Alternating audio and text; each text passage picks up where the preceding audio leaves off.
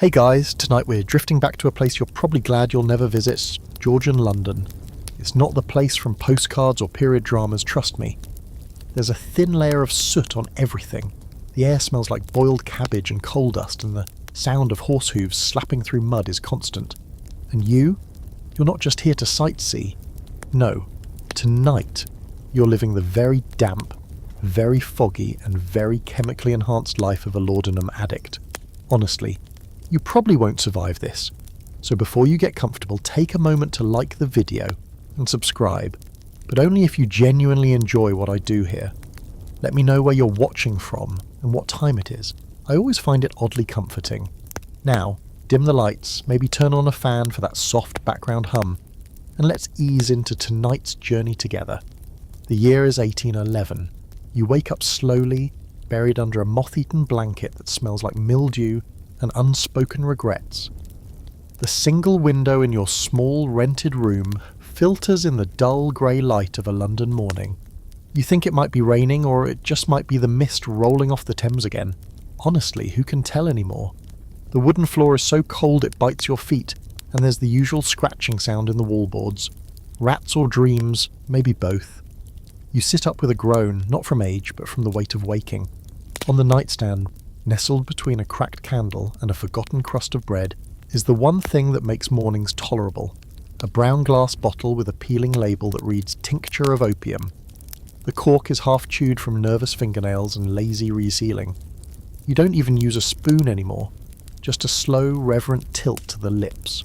Warm bitterness floods your mouth, and already your stomach knots with the promise of relief. This is LAUDANUM, your love, your ruin, your most reliable companion. It's alcohol infused with powdered opium, a thick, bitter syrup passed out like candy at every apothecary from Soho to Southwark. You don't need a prescription, just a few pence and a twitchy expression. The city runs on it. So do you. You shuffle over to the corner where your basin sits under a dripping pipe. The water is cloudy and frigid, but you splash some on your face anyway. It doesn't help. Your reflection caught in the metal surface of a shaving mirror looks like someone who's been underwater for too long, pale, slightly bloated, and forever surprised to still be alive. You notice the shake in your hand has gotten worse. That's new, or maybe it's just the way the candlelight hits your bones. Out the window, the city yawns to life. Carriages rattle over cobblestone, their wheels clapping like worn-out applause. Chimney sweeps are already darting between rooftops, smudged ghosts in top hats. Somewhere a baby cries. Somewhere else, someone starts singing drunkenly and very off-key. You lean your head against the glass and breathe in the thick, smoky morning. It sticks to your lungs like soot. Your room is barely wide enough to lie down in, but you've learned to be small. A thin mattress, a three-legged stool, a cracked jug with some kind of alcohol in it, though you don't remember what. The walls are stained with ancient moisture, and you think you might see faces in the mould patterns. Sometimes they whisper to you. But not today. Today is quiet. LAUDANUM doesn't give you the pleasure it used to. In the beginning it made everything shimmer with softness. It filled the empty places with warmth and turned every thought into poetry. Now it's just the thing that lets you walk in a straightish line and not scream when the withdrawal hits. It smooths the edges, but also erases them. You can't remember the last time you laughed without wincing, and yet, in a strange way, this is normal. This is routine. You dress slowly, buttoning your stained waistcoat over a yellowed shirt. Your trousers sag at the knees, and your boots have holes you stuff with newspaper. Downstairs, the landlady eyes you with her usual mix of suspicion and pity, handing you a slice of stale bread without meeting your gaze. She doesn't ask if you'll be paying this week. Out in the street, the world feels far away, like you're watching it from behind a veil. People bustle past you, their faces pinched against the cold. You pass a butcher with blood on his apron, two children arguing over a dead pigeon, and a preacher shouting about eternal fire. None of it touches you, not really. You float. As you turn the corner toward the apothecary, a thin man in a green coat bumps into you and mutters an apology. You think he looks familiar, but everyone looks familiar now. Faces blur, conversations melt into each other. Time is bendy. The apothecary is exactly where it always is, wedged between a used bookseller and a pawn shop full of broken clocks. The bell tinkles when you enter, and the scent hits you. Herbs, damp wood, and something coppery you can't place. Behind the counter, a young woman with ink-stained fingers barely looks up. She knows why you're here. Everyone knows why you're here. You hand over a coin and she gives you a new bottle. No questions, no warnings, no judgment, just transaction. That's part of the beauty of it. Laudanum doesn't come with lectures. It comes with silence. As you step back onto the street, your fingers curl tightly around the glass bottle in your coat pocket. You feel it there, warm from your palm, pulsing like a second heart. The city moves around you, louder now, faster. Or maybe you're just slower. You head toward the park, there's a bench there where no one bothers you. You like the way the trees look when you're a few sips in, how they lean toward you like old friends. You'll sit there a while, maybe write something in your notebook that won't make sense tomorrow, maybe feed the birds, maybe stare into the grey sky until the sun forgets to come back.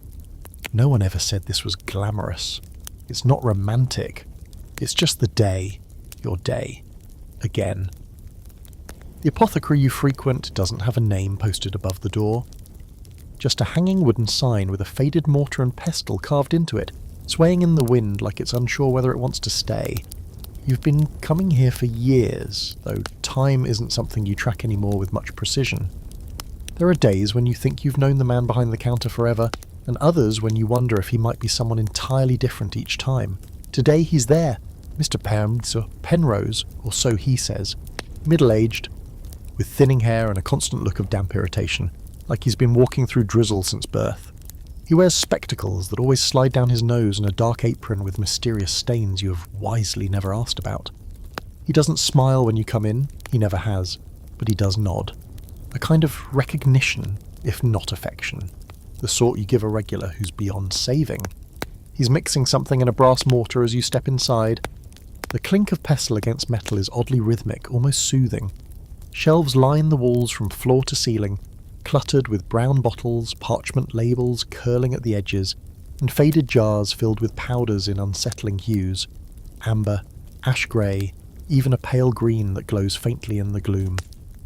The scent in here is stronger than usual today. Dried herbs, vinegar, mould, and something oddly floral like crushed violets left to rot in a cellar. Mr. Penrose doesn't ask what you want.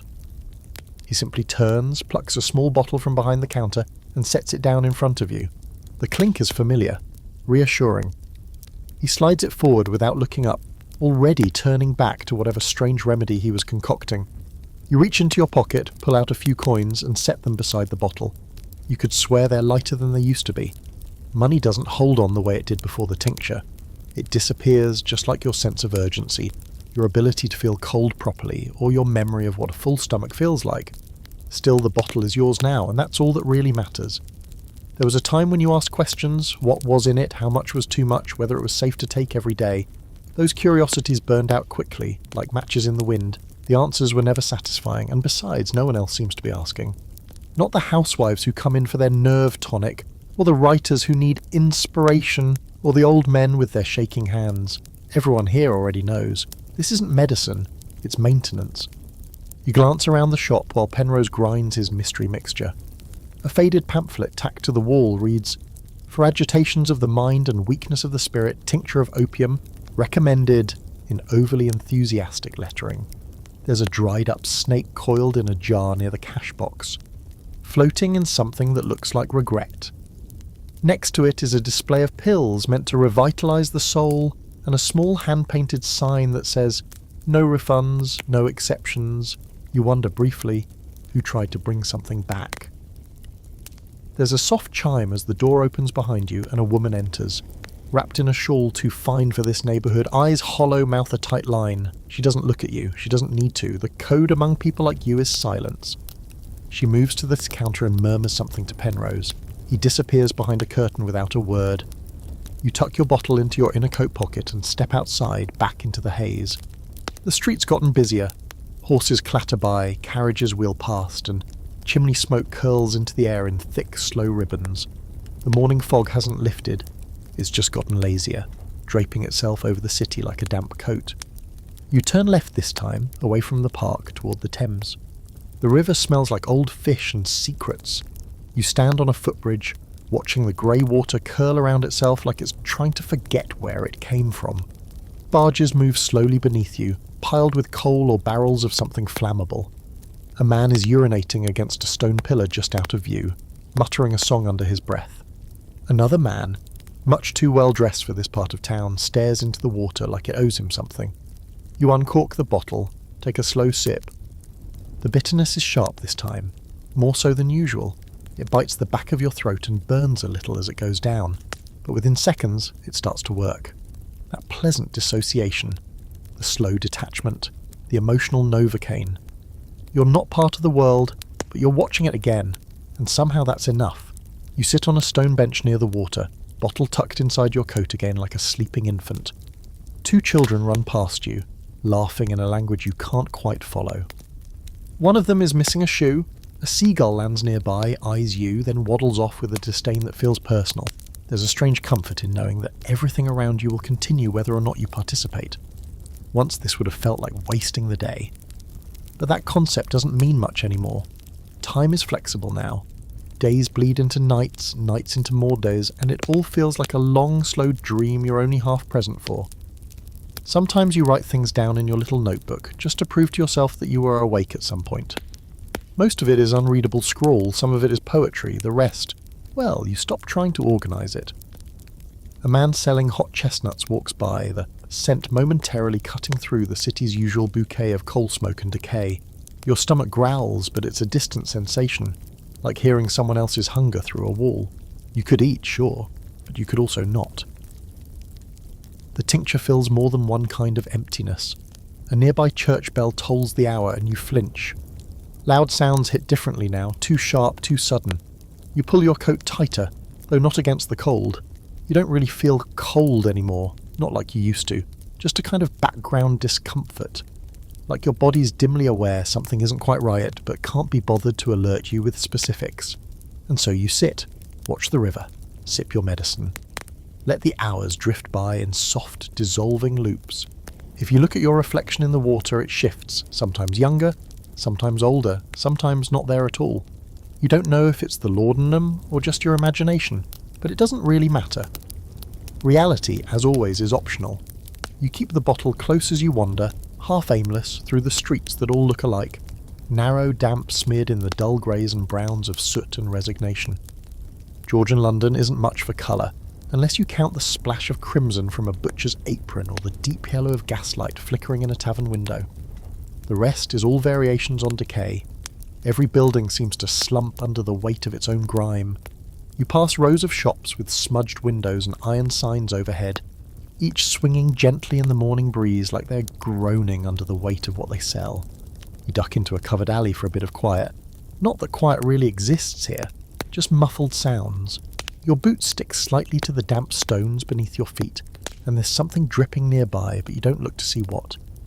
You lean against the wall, feel the rough bricks against your back, and take another small sip from the bottle. The taste is still bitter, metallic and earthy, but now there's something comforting about it. You've grown so used to it that you don't flinch anymore. It's not just medicine, it's flavour, ritual, identity. You think about what's actually in this bottle. You've heard a dozen explanations, some more horrifying than others. The basics are simple enough: alcohol and opium. 1 part sedation, 1 part oblivion, shaken together and bottled like salvation. But what else is in there? You've heard whispers: belladonna, henbane, crushed pearls, even snake venom for that extra edge. Apothecaries don't always stick to the same recipe, the strength varies, and sometimes so does your perception of gravity afterward. There's an old chemist down near Chancery Lane who swears by adding a bit of lead powder to stabilise the tincture. You heard of a woman who drank his blend and spent 2 days believing her reflection had been replaced by someone else. She gave away her money to strangers and tried to climb a cathedral. They found her weeping in a graveyard, convinced she'd died 20 years prior. You've never gone to that chemist, though you're not entirely sure you haven't. Memory is fickle these days. When you first discovered laudanum, it was a revelation. You were younger, more hopeful, still under the illusion that your brain was manageable. It came recommended by someone who seemed intelligent. A doctor or a friend of a friend, you can't remember. Just a few drops in tea, they said. Good for nerves, good for digestion, good for the aches in your head that never seem to leave. That first bottle was small, sweet-smelling and carefully measured. You took it with ceremony, You wrote down the effects. You marvelled at the peace. Now, you drink directly from the bottle, no tea, no measuring spoon, the taste no longer matters. The dose is approximate, guided by the muscle memory and desperation. You've gone from science to superstition, small sips if your stomach is churning, larger ones if the light hurts your eyes, and always before sleep, not that sleep comes easy. The line between dreams and memories has thinned into a blur. Sometimes you wake up mid-sentence, unsure if you are speaking to someone or just thinking loudly again. A cat slinks past you in the alley, pausing to stare with yellow eyes that reflect a bit too much in the gloom. It blinks slowly, then continues on, tail flicking like punctuation. You nod at it like your old friends. The animals in this city, you've noticed, always look like they know more than the people. You keep walking, and the city folds around you. Somewhere nearby a violin plays. A real one. Not the screech of practice, but something mournful and skilled. It drifts through the bricks like smoke, softening the edges of your morning. You pause near a window where the sound is loudest and lean in. Behind the glass, you see a man with long grey hair and hunched shoulders, bowing over the strings with religious focus. He doesn't see you. Probably wouldn't care if he did. For a moment you feel something. Not quite sadness, not quite longing, something else. A ghost of yourself, maybe. The you that might have played music or written something people would actually read, or remembered their mother's voice clearly. But it fades as quickly as it came. Another sip, and you're wrapped back in the safe, sleepy fog. It's worth noting that laudanum isn't illegal, not yet, not even frowned upon really. The bottles are sold in respectable shops, and the word addiction hasn't entered polite conversation. You're not a criminal, you're not even considered sick, just perhaps a little melancholic, a touch of nerves, sensitive, poetic if they're being kind, weak-willed if not. In truth, most people of your class and circle are at least a little bit medicated. The wealthy use it to calm themselves after social events or to treat headaches that don't respond to fresh air. Middle-class mothers use it to quiet children or dull the edge of postpartum despair. Even doctors use it, often prescribing it to themselves with impressive generosity. It's as common as bread, but far more dependable. The scary part, there's no real dosage guideline. One man might sleep off 2 ounces. Another might never wake again from half that. Your own tolerance has built up like a wall, one you lean against more and more every day. You've pushed past nausea, past tremors, past the days when skipping a dose meant just feeling a bit unwell. Now it means cold sweats, frantic pacing, the sensation that your bones are trying to crawl out of your skin. Once, during a week when money ran out and charity wore thin, you went almost 3 days without it. On the second night you bit your own hand just to distract from the crawling sensation behind your eyes. And that's the real hook. Laudanum doesn't just numb pain, it rewrites your relationship to reality. The world softens. Worries feel far away like someone else's problems. It doesn't make you happy. It makes you okay with being unhappy, which in a place like Georgian London feels like a minor miracle. You reach your boarding house again just as the sun peeks weakly through the fog, more a suggestion than a beam.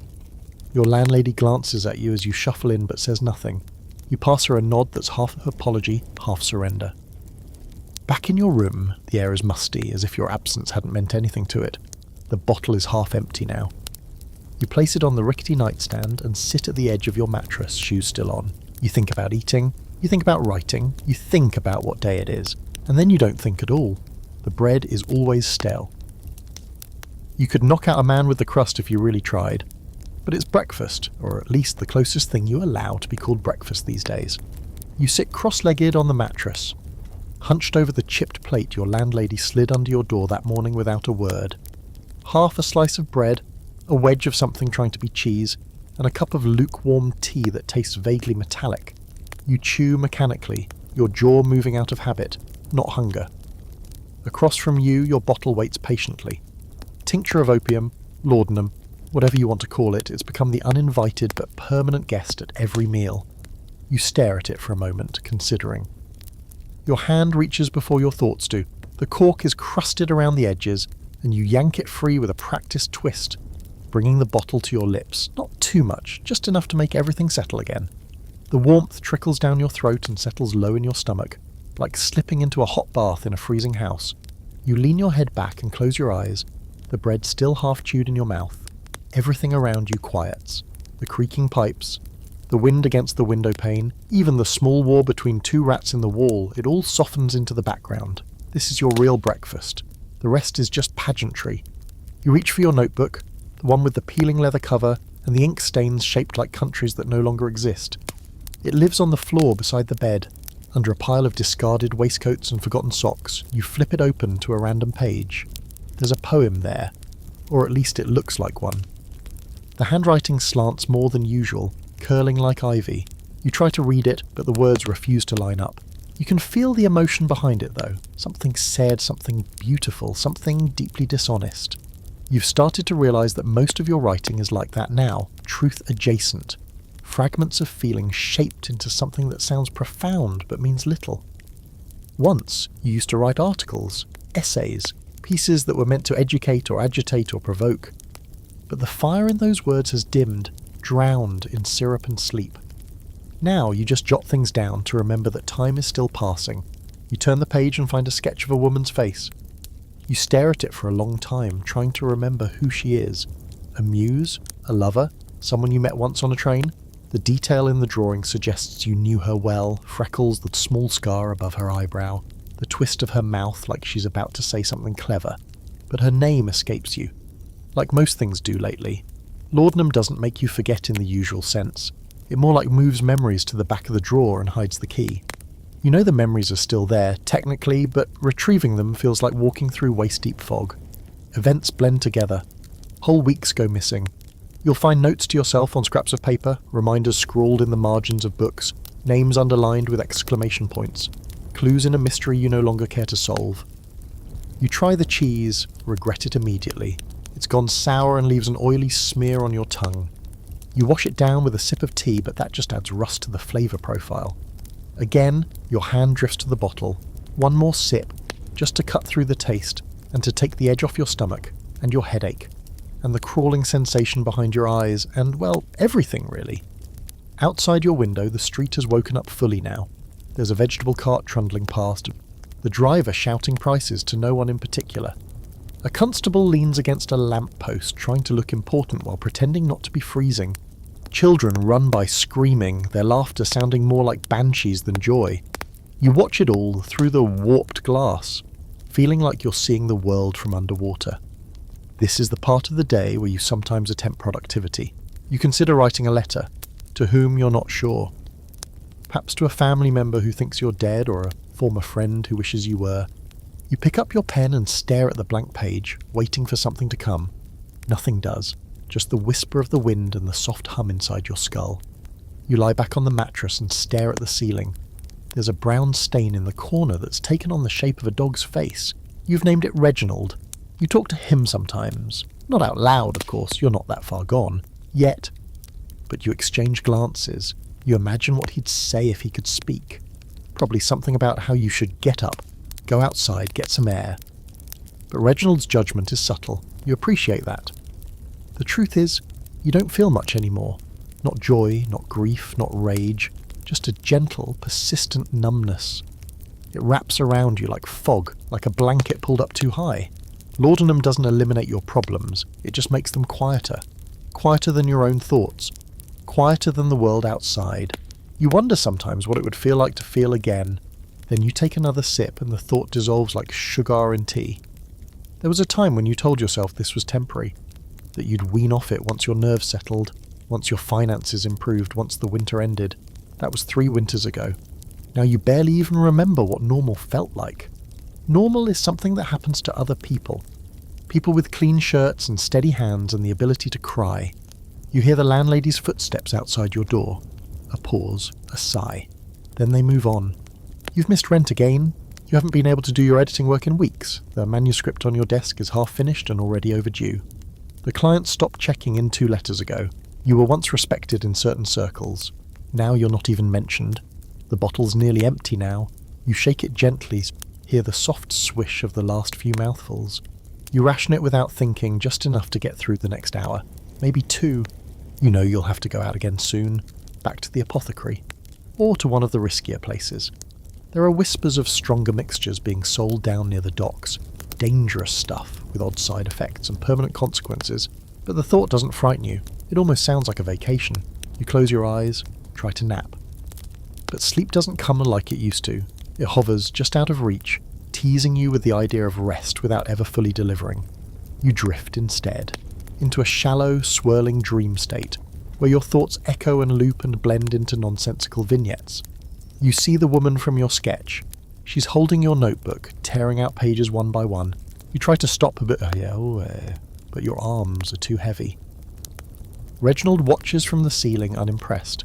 You wake up minutes or hours later with the same thoughts you had before, the same dull ache in your limbs, the same gnawing awareness that you've done nothing today and will likely do nothing tomorrow. You reach for the bottle. Of course you do. And though it's nearly gone, it still gives you enough to survive the moment. Breakfast is over, the fog hasn't lifted. Neither have you. You rarely speak to your neighbours, and they rarely speak to you. It's not a matter of rudeness. It's just that everyone's trying not to be seen too clearly.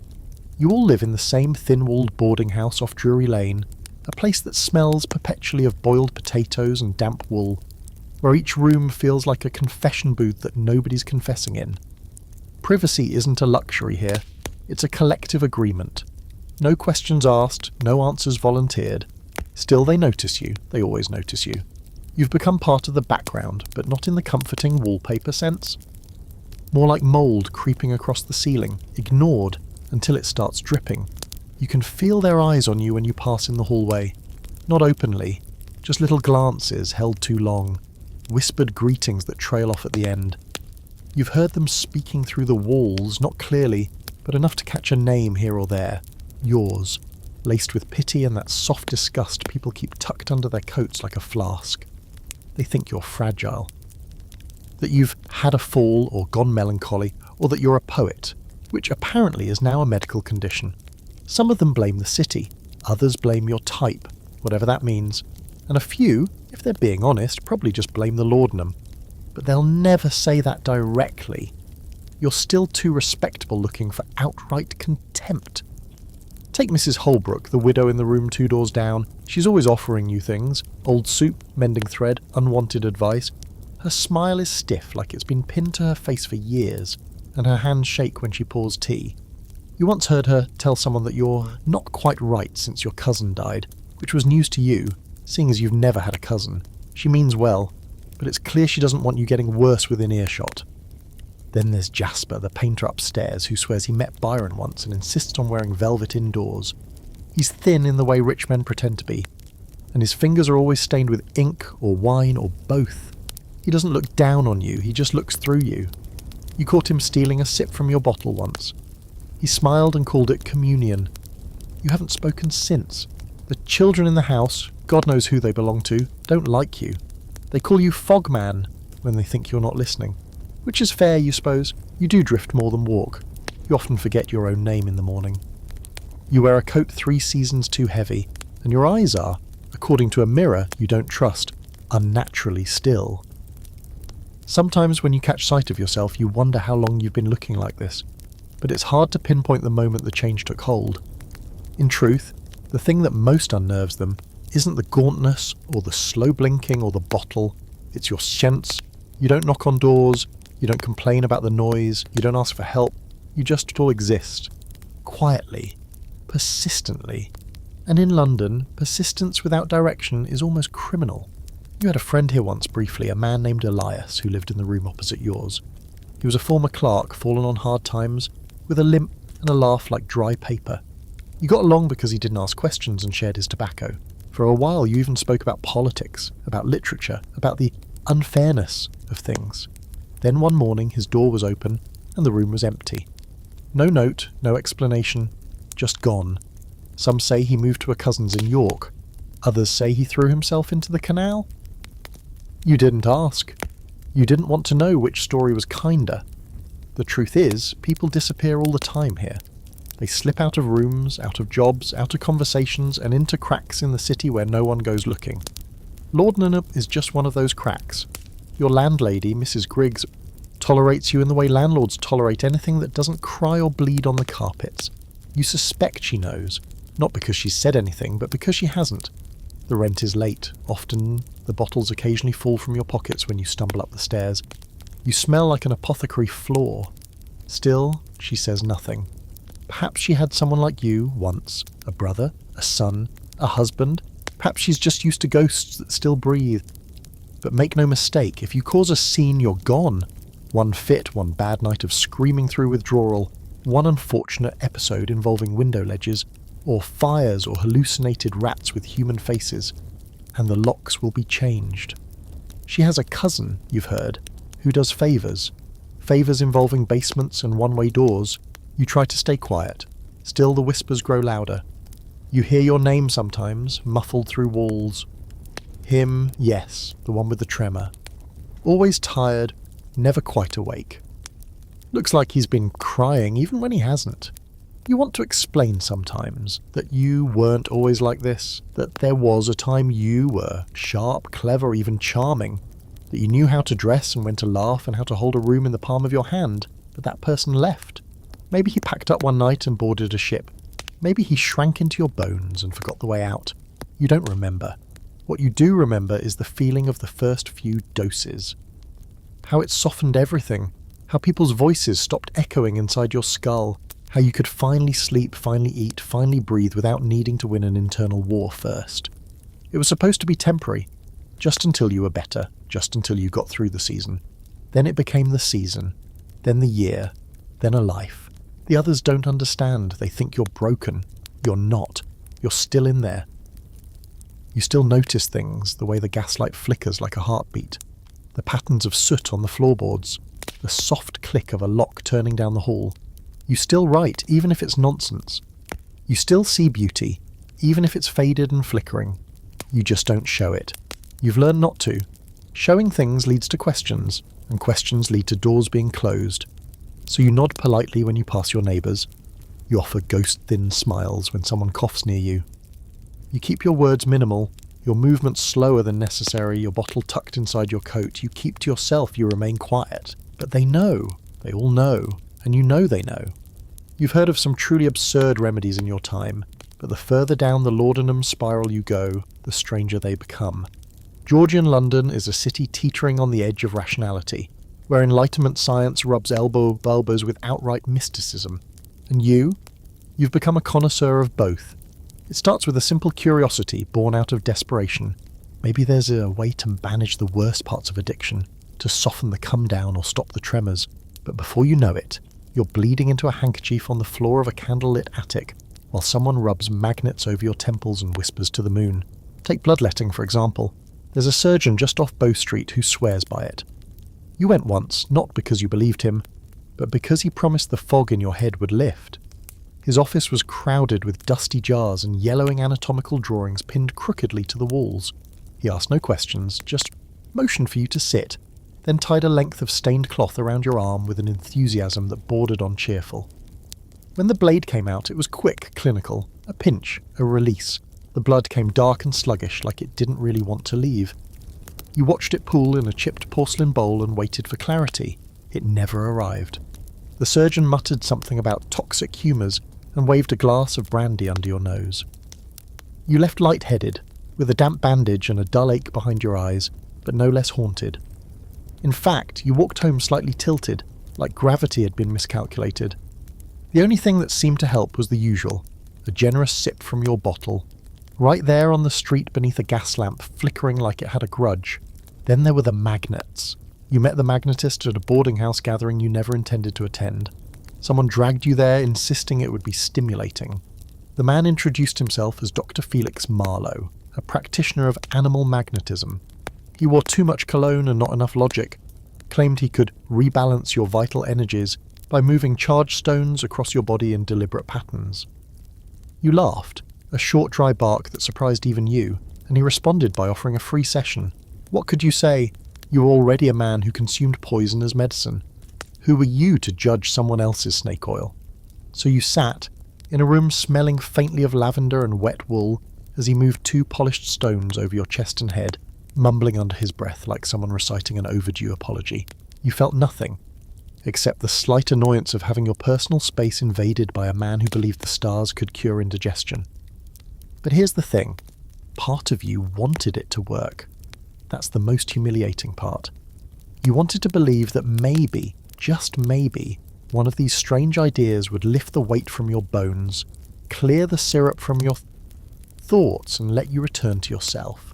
Not the version everyone sees now, the sunken-eyed ghost, but the one you remember.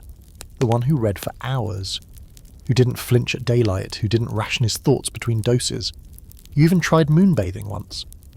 It was a trend, briefly, among certain literary types. The idea was simple: walk barefoot under the full moon and let the silver light purify your body and mind. You tried it in a cemetery, of all their places, because where else could you guarantee peace and quiet at midnight? You slipped between the gates with a stolen apple and a warm coat, sat on a stone bench beneath a statue of an angel missing its face, and looked up at the sky like it might speak. It didn't. But you did feel something. Not healing exactly, just stillness.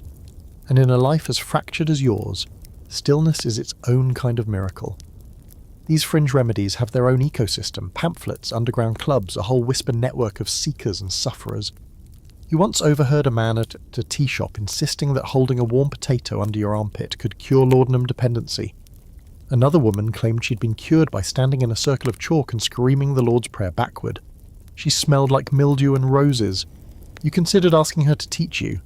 Even the newspapers dabble in this madness, often squeezed between ads for wigs and cough syrup.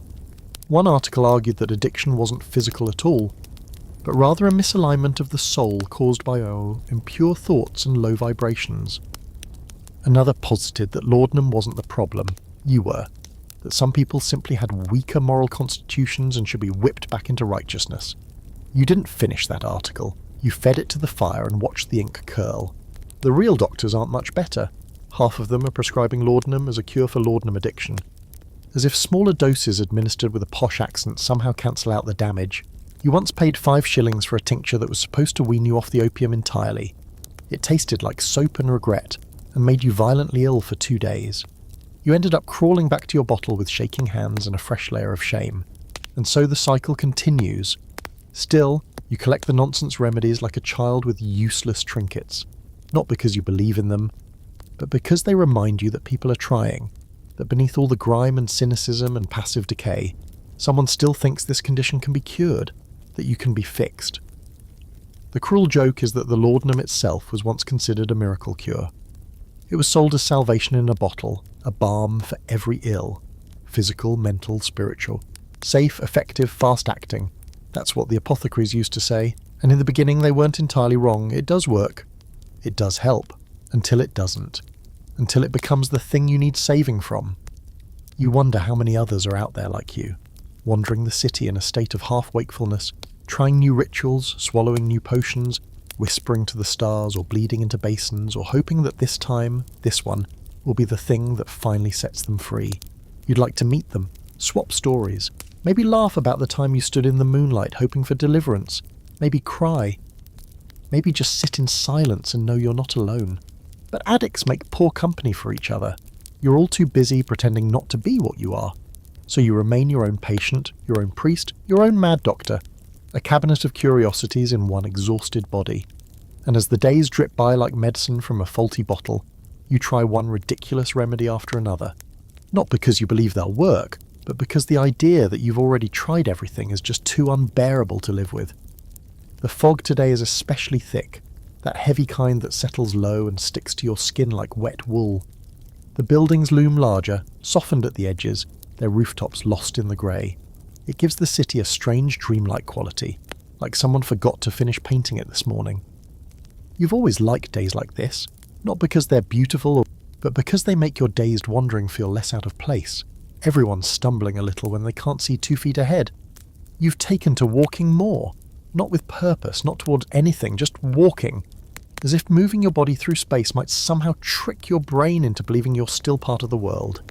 You pull your coat tighter, fingers brushing the familiar weight of the bottle inside. It clinks gently with each step, a lullaby in glass. The streets are still wet from last night's drizzle. Carriage wheels hiss along the cobblestones, and horse hooves slap through the shallow puddles.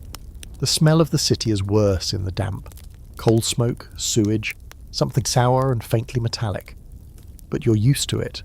You hardly notice anymore.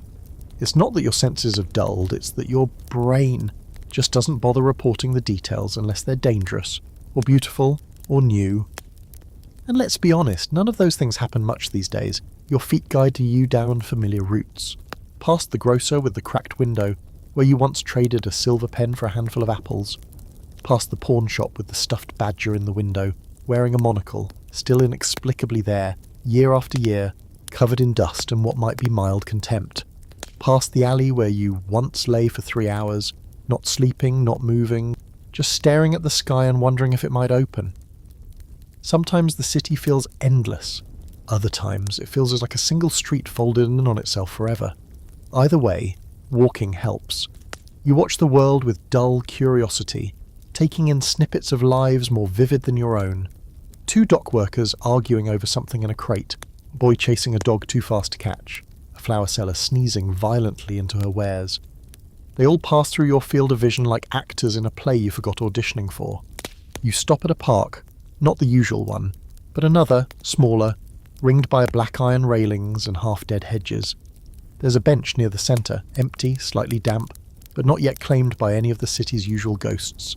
You sit, let your body settle. Your spine curves like a question mark. You pull out the bottle, take the smallest sip, let it linger on your tongue. The taste is bitter, but familiar. That helps. The trees sway above you, leaves heavy with mellow mist. Their branches look like arms bent in exhaustion. You relate. A soft wind stirs your hair and whispers in your ears, but you can't make out the words. Probably for the best. You've had enough of voices lately. As you sit, you start thinking. Not the big, sweeping philosophical thoughts you used to enjoy, the ones about truth and beauty and what makes a life worthwhile. No, these days your thoughts are narrower, simpler. Where did I put that letter? Did I eat yesterday? What time is it? Should I take more? You don't wear a watch anymore. You pawned it months ago. It had been a gift, something expensive and once meaningful. Now it's probably gathering dust beside someone else's memories. You used to be terrified of losing things, possessions, people, pieces of yourself. Now loss feels like shedding, lighter, cleaner, fewer things to remember, fewer things to miss. Still moments sneak up on you. Like now, when the fog parts just enough to let a slant of grey light fall across your hands and you see the tremor. Just a flutter, a ripple through the fingers, not enough to notice unless you're still. You flex your hand, try to ignore it. That's a dangerous little ripple. It's how you know the dose is wearing off. And once it starts, it doesn't stop. First the twitching, then the cold sweat, then the whispers. And not the poetic kind. You stay seated, hoping the tremor passes on its own. It doesn't. You reach again for the bottle but hesitate. You've been sipping too often lately, less out of need and more out of reflex. It's a habit that builds without you noticing. At first it's just one more to sleep, then it's a little to steady the nerves, then it's just constant. You used to measure your doses. Now you measure your time in how long until the next one. You take a careful mouthful anyway. The shaking slows, the edges blur again. Relief comes like warm oil poured over a frayed rope. Everything tight loosens. You exhale. You could sit here forever, if forever didn't also mean eventually running out. A child walks past the fence, hand in hand with a woman who might be his mother, or might be a governess. He looks at you and his nose wrinkles slightly. It's not disdain, it's confusion. He doesn't know what you are. A gentleman, a tramp, something in between. You're wrapped in a coat with fine buttons but threadbare cuffs. Your boots are scuffed but not falling apart. You look like someone halfway through becoming something else. The child turns away, already bored. You remember being that young? Not clearly, but in flashes. Red mittens, a tin whistle, someone's laughter. Not yours. The details slip away as soon as they arrive. That's the curse of LAUDANUM. You don't forget everything. You forget just enough to make remembering hurt. A scholarly debate has floated around in newspapers and salons lately about whether laudanum affects the memory or if it simply distorts the perception of time. Some argue it leaves permanent holes like moths in fabric. Others say the memories are intact but locked away, inaccessible except through dreams or hallucinations. One theory even suggests the drug creates false memories, convincing replicas of events that never happened. The mind, it seems, can be just as opium-soaked as the body. You don't care which theory is right. All you know is that every walk feels both familiar and foreign. Every face might be someone you used to know.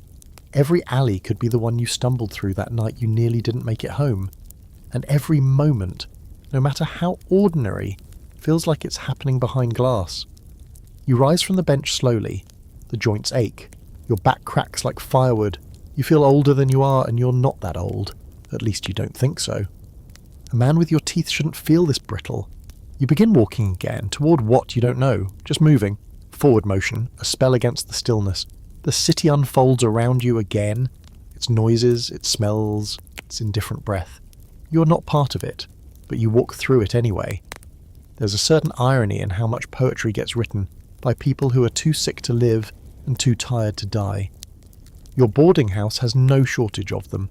Writers, painters, thinkers, all orbiting the same unremarkable building like flies around a dying candle. You've often wondered if it's the laudanum that draws them, or if people like you are simply born with a weakness, a soft place in the head that makes regular life unbearable. Either way, your hallway smells like ink, sweat, and dreams rotting at room temperature. Tonight, you find yourself in the common room, a place you usually avoid. It's dimly lit and lined with threadbare armchairs that have hosted too many lives. The wallpaper is peeling in slow-motion waves, revealing older, sadder wallpaper beneath it. On the mantel, a clock ticks with a lopsided rhythm, as though even it's lost the will to keep proper time. Someone left a half-full glass of port on the windowsill days ago. No one's touched it. You suspect no one remembers who it belonged to. You take a seat near the hearth, though there's no fire. There hasn't been for weeks. The landlord says coal is too expensive. And anyway, the chill in the room matches the mood of its residents. Across from you, Wilfred is reading a book upside down, and you're not sure if he knows it. He used to be a schoolmaster. Now he wears his dressing gown in public and refers to everyone as you lot. You nod at him. He doesn't nod back.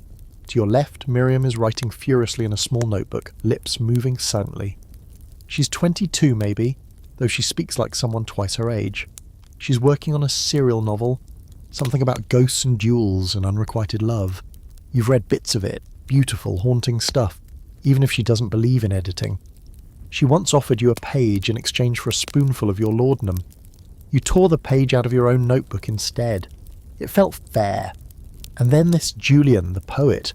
Julian is the type of person who looks like they were born leaning against a windowsill, thinking of something curl and unspeakably clever. His coat is too long, his cheekbones are too sharp, and his voice always sounds like he's telling you something important even when he's asking where the tea is kept. He drinks laudanum like it's communion wine, and claims it opens the doors of perception. You've never had the heart to tell him those doors were already unhinged. He sees you and smiles, slow and knowing. Out walking again, he asks, like it's an inside joke. You nod. And did the fog whisper anything interesting this time? You shrug. Only that it wants a raise. Julian laughs, but it's a brittle thing. It's more consistent than I am, at least. You both lapse into silence, which is comfortable. In this house, words are currency and no one's flush with it. The fireless hearth casts long, cold shadows. The air tastes faintly of damp wood and spilled gin. Somewhere upstairs, a door slams, followed by muffled coughing. No one moves to check. You glance down and realise Julian's notebook is open in his lap. He's been writing again. The page is crowded with inky lines, some crossed out, some circled, others scribbled into oblivion. He notices you looking. Want to hear it? He asks, already assuming the answer is yes. You nod anyway. He clears his throat dramatically, then reads, "The candle dies, but still the flame persists behind the eye. We live in rooms that have no names and sleep before we die." You blink. It's good. Too good, maybe. You wonder if he just made it up, or if he's been carrying it around for weeks like a hidden bruise. Either way, it lands like a punch. That last line, you say, stings. "Then I'll keep it," he replies, smirking slightly. The sad truth is, most of the people in this room will never be published. Not in the way they dream. Their writing lives on scrubs in stained journals on the backs of grocery lists and eviction notices. Words written at 3 a.m. when the tincture has worn off just enough to make them feel urgent, holy, devastatingly true. And in the morning they're forgotten or dismissed as nonsense. But for that 1 hour, between despair and sedation, there's a kind of clarity you don't get when you're fully awake. Miriam looks up from her notebook. "I dreamed I was dead last night," she says without context. "But I was still trying to meet deadlines," Wilfred snorts. "Even in death go unpaid." You all chuckle, soft and brittle. That's the game. Share a little madness, mask it in poetry, then go back to pretending this is just a phase. You pull out your own notebook, not to show off, but to contribute. It's only fair. You flip to a blank page, then stare at it for a while. Your hand hovers, pen poised, but your brain doesn't move. The words are there, somewhere, tangled and sleepy. But you can't get them out tonight, not without help, Julian notices. You all right? You lie. Just tired. It's not entirely false. You're always tired. In the bones, in the blood, in that deep private part of yourself where dreams used to grow. The truth is, laudanum doesn't make you creative. Not really. It just turns the volume down on the parts of your brain that are screaming. And sometimes in that quiet a sentence appears, a line, a spark, but it never lasts long, and when you wake the next day, all that's left is a few scribbles and the ache behind your eyes. There's a story that goes around, no one knows if it's true, about a writer who took too much one night and wrote the most perfect paragraph of his life. When he sobered up the next day, he couldn't find the paper, tore the place apart looking, never wrote again. You suspect that story's about someone in this very house, maybe even you. You sit in silence for a while longer. Julian's reading again, Miriam's muttering plot points, Wilfred's dozing with his book upside down on his chest. You let your gaze drift. The bottle in your pocket is warm against your thigh, calling but softly. You'll take more tonight. Not too much, just enough to smooth the edges, to pull the blanket a little higher. Maybe then the words will come. Maybe then you'll remember that brilliant line you thought of yesterday. Maybe then you'll stop dreaming of unfinished poems and half-written lives. You rise to leave.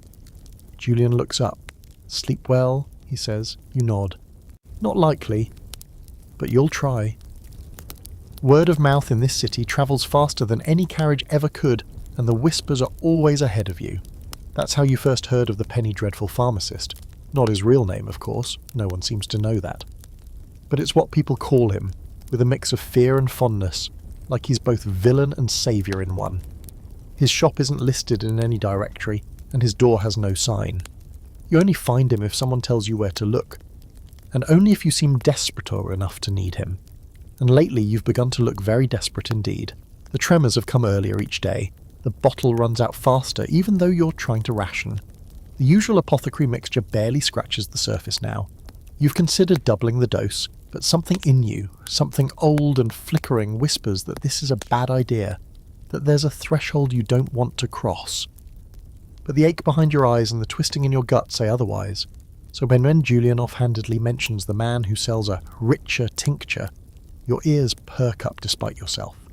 Penny dreadful, you ask? Julian shrugs as if that's enough. Sells to theatre people and poets. Claims it's purer or stronger or something. You didn't hear it from me. Of course you did. So tonight, after the fog rolls in and the streets quiet to a dull hum, you slip out the door and begin walking towards Shoreditch, where rumour says the shop might be.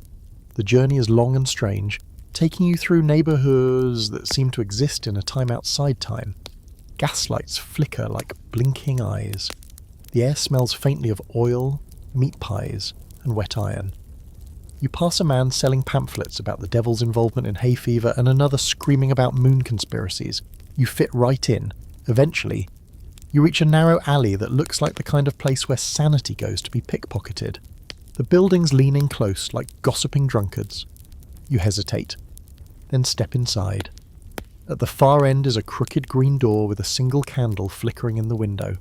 It doesn't look like a shop, it barely looks like a building, but something about it pulls you forward. You knock once, no answer, then again. Finally the door creaks open. A bell doesn't chime, there's just a low groan, as though the wood is tired of being touched. A man stands behind the counter, early 40s maybe, thin but not sickly. He wears a waistcoat that was probably expensive once though, now it's missing buttons. His sleeves are rolled up, exposing pale arms covered in ink smudges and burn marks. His eyes are clear and deeply unsettling. "You're not here for cough syrup," he says, without a trace of humour. "No," you reply. He studies you like a taxidermist choosing his next subject. Then he nods toward a small wooden stool. "Sit, quietly." You do as you're told. The shop is cramped, almost claustrophobic, filled with odd bottles and unlabelled drawers. Some of the jars contain ingredients you recognise: valerian root, poppy extract, oil of clove. Others look like things that should not be preserved in glass. Strange organs, perhaps, or overly confident fungi. A small black cat watches you from a perch above the shelves.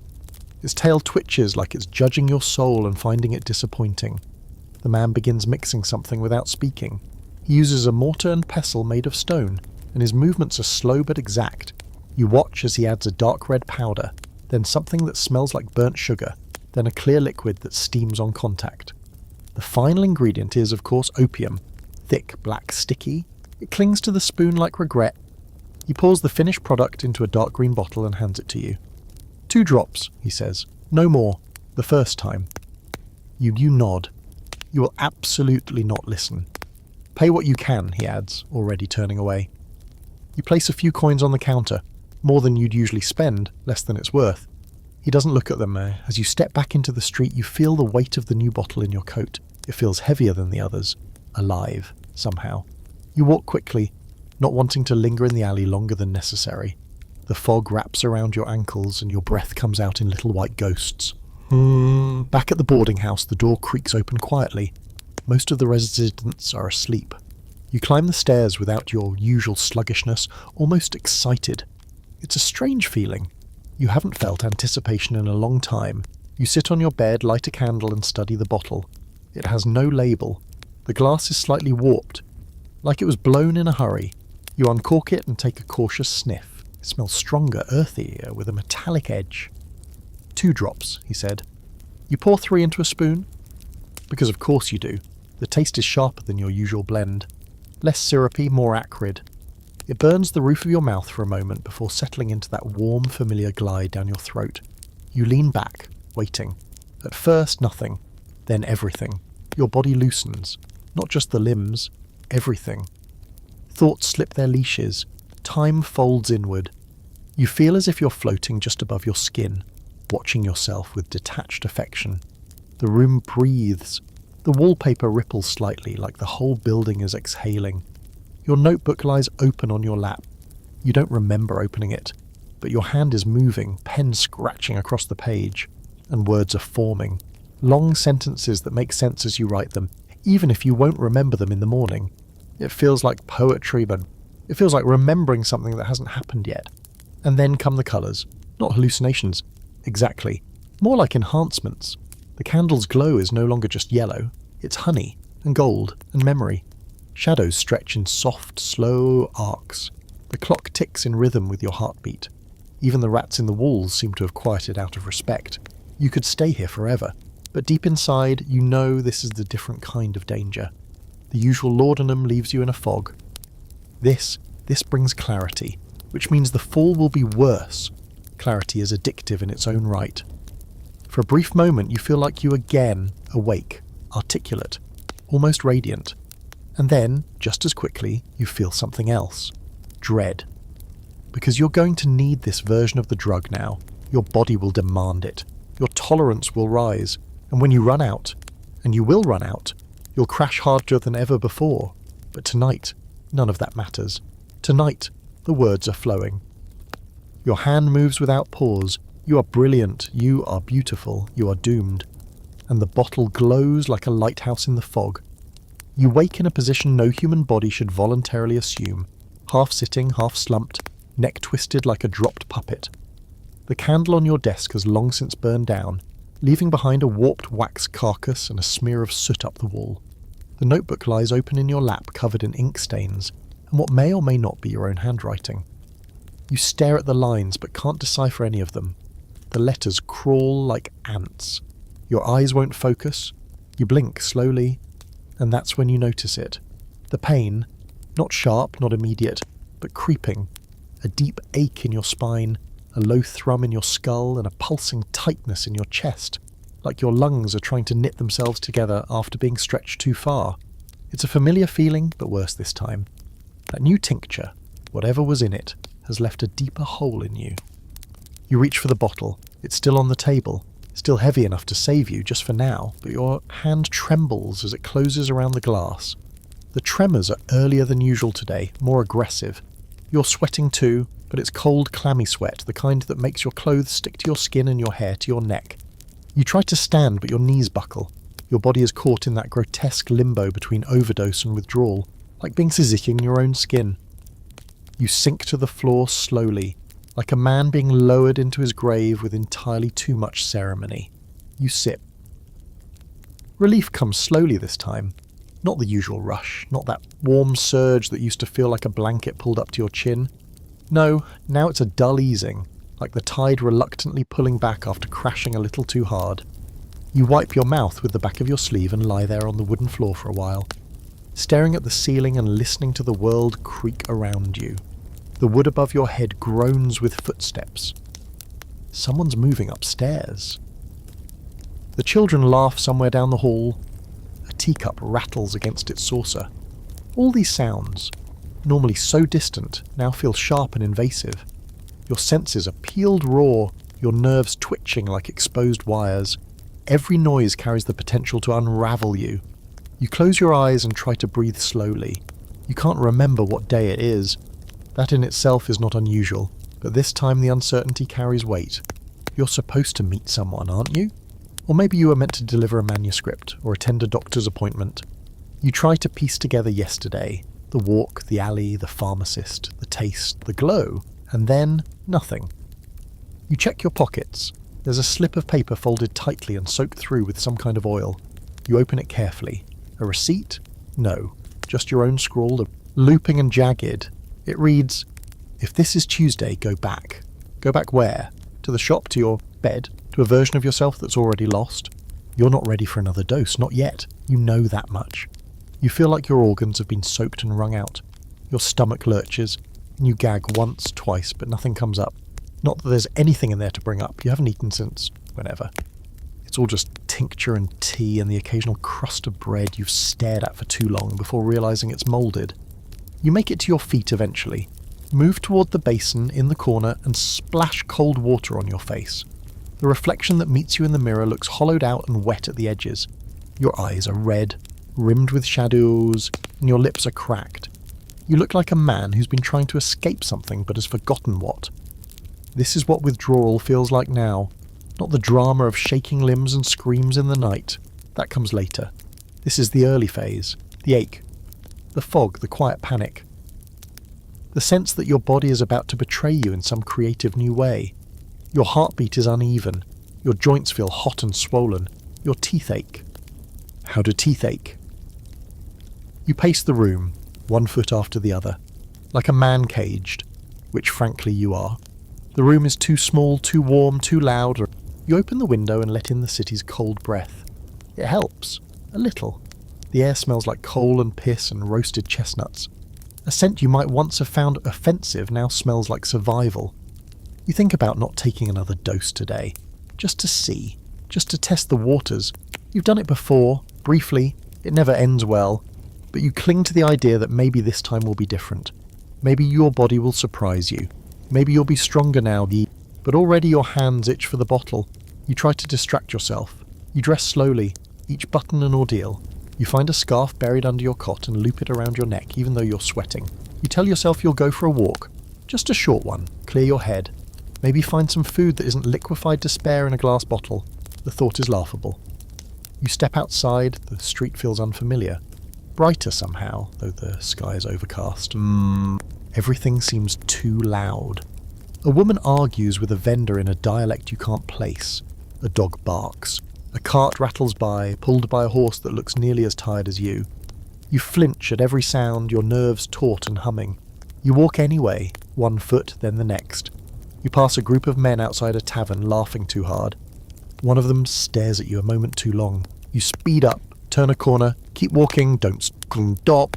You feel the bottle in your coat like a heartbeat. You find yourself outside the apothecary's shop, the regular one, Mr. Penrose's, your safe place, your anchor. You don't go in, you just stand there staring at the sign. You wonder how many times you've stood in this exact spot. Dozens? Hundreds? You imagine the cobblestones beneath you carrying the imprint of your souls. You wonder if Penrose knows what he's doing to people, or if he even cares, or if he's just another cog in the great grinding wheel of this city's quiet destruction. You think about going back to the Penny Dreadful man, getting more of the good stuff, the real stuff, the stuff that made the room bloom with colour and possibility. But you remember the crash, the hollow ache, the bleeding gums and the metallic taste in your mouth that wouldn't go away. You don't know what to do, so you sit on a bench, hands in your lap. Bottle unopened, not yet, not yet. A child runs past, a bell rings, somewhere nearby a violin plays a mournful tune, and you, slowly unveiling, sit still in the middle of the storm. The Royal Society would never invite you through its front door, let alone into one of their discussions on the opium problem. You wouldn't pass the coat check, but that doesn't stop you from reading about their debates second-hand, when the journals are passed around your boarding house or left behind in cafes by men with neater shoes and straighter spines. There's always an article, usually buried behind breakthroughs in steam propulsion or botanical classification, that dares to explore the phenomenon of laudanum dependency, though of course they'd never call it addiction. That word still feels too vulgar, too working class. You're simply afflicted, a little too sensitive, a mind turned inward by genius and grief. The society men argue about you in their high-backed chairs, sipping sherry and avoiding eye contact with the real problem. One article describes dependency as a regrettable outcome of an otherwise miraculous compound. Another blames inherited weakness of nerve. One even suggests that those who become dependent on laudanum may be constitutionally inclined toward moral erosion. You read that one twice, then folded the page into an origami rat and left it on your landlord's windowsills. It's absurd, of course. The men at those meetings have never had to choose between shivering through a night or pawning their boots. They've never sat in a freezing room, skin-crawling, listening to their own teeth click together like dice in a cup. They prescribe from behind polished desks, far away from the streets where people like you live, where a strong enough dose of the right tincture is the difference between being able to button your shirt or collapsing halfway through. They've never had to weigh their humanity against 5 millilitres of syrup in a stained bottle, but they write about it anyway. They gather in candlelit chambers with elaborate Latin names and pretend their theories are acts of mercy. They speak in hushed, thoughtful tones about dosage thresholds and physiological thresholds, about how women seem to succumb faster than men, perhaps due to their smaller frames or weaker wills. Some even muse aloud about whether creativity itself is linked to susceptibility, whether the price of genius is simply a slow poisoning. You've met men like that, the kind who touch your arm too familiarly and say things like, "Well, I do admire your courage in confronting your condition," as if you were battling a mild rash rather than your own nervous system. They offer you pamphlets written in trembling cursive about the power of will and the benefits of fresh air. One man, a university professor, once told you to simply try skipping your evening dose. The mind is stronger than the body, after all. You wanted to laugh in his face, but instead you vomited on his shoes. Close enough. There's a sharp divide, you've noticed, between those who speak of laudanum and those who know it. The former talk in metaphors and medical terms, the latter speak in glances and half-finished sentences. You recognise each other instantly. There's a look, an almost imperceptible softness around the mouth, a delay between question and answer, the way the eyes flinch slightly at bright light or sudden movement. You've had entire conversations with fellow users without ever naming the thing that binds you. You just sit near each other, pull your coats tighter, and try to avoid breathing too loudly.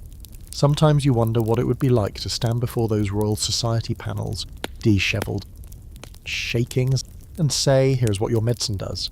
Here's what your miracle cure costs. Here is what I've become for the sake of your debates." But you never will, because people like you don't get invited. You're part of the experiment, not the discussion. Still, you read their pamphlets. You read them late at night when the rest of the house is asleep and your thoughts are too loud. You underline sentences with bitter amusement. Patient exhibits signs of emotional dullness. Long-term users may experience intermittent hallucinations. Recovery is possible through strict adherence to medical regimen and moral clarity. You write in the margins, define moral clarity. You keep these scraps in a small box under your bed, along with a few letters you'll never send, a broken pair of spectacles, and a photograph of someone you can't quite place.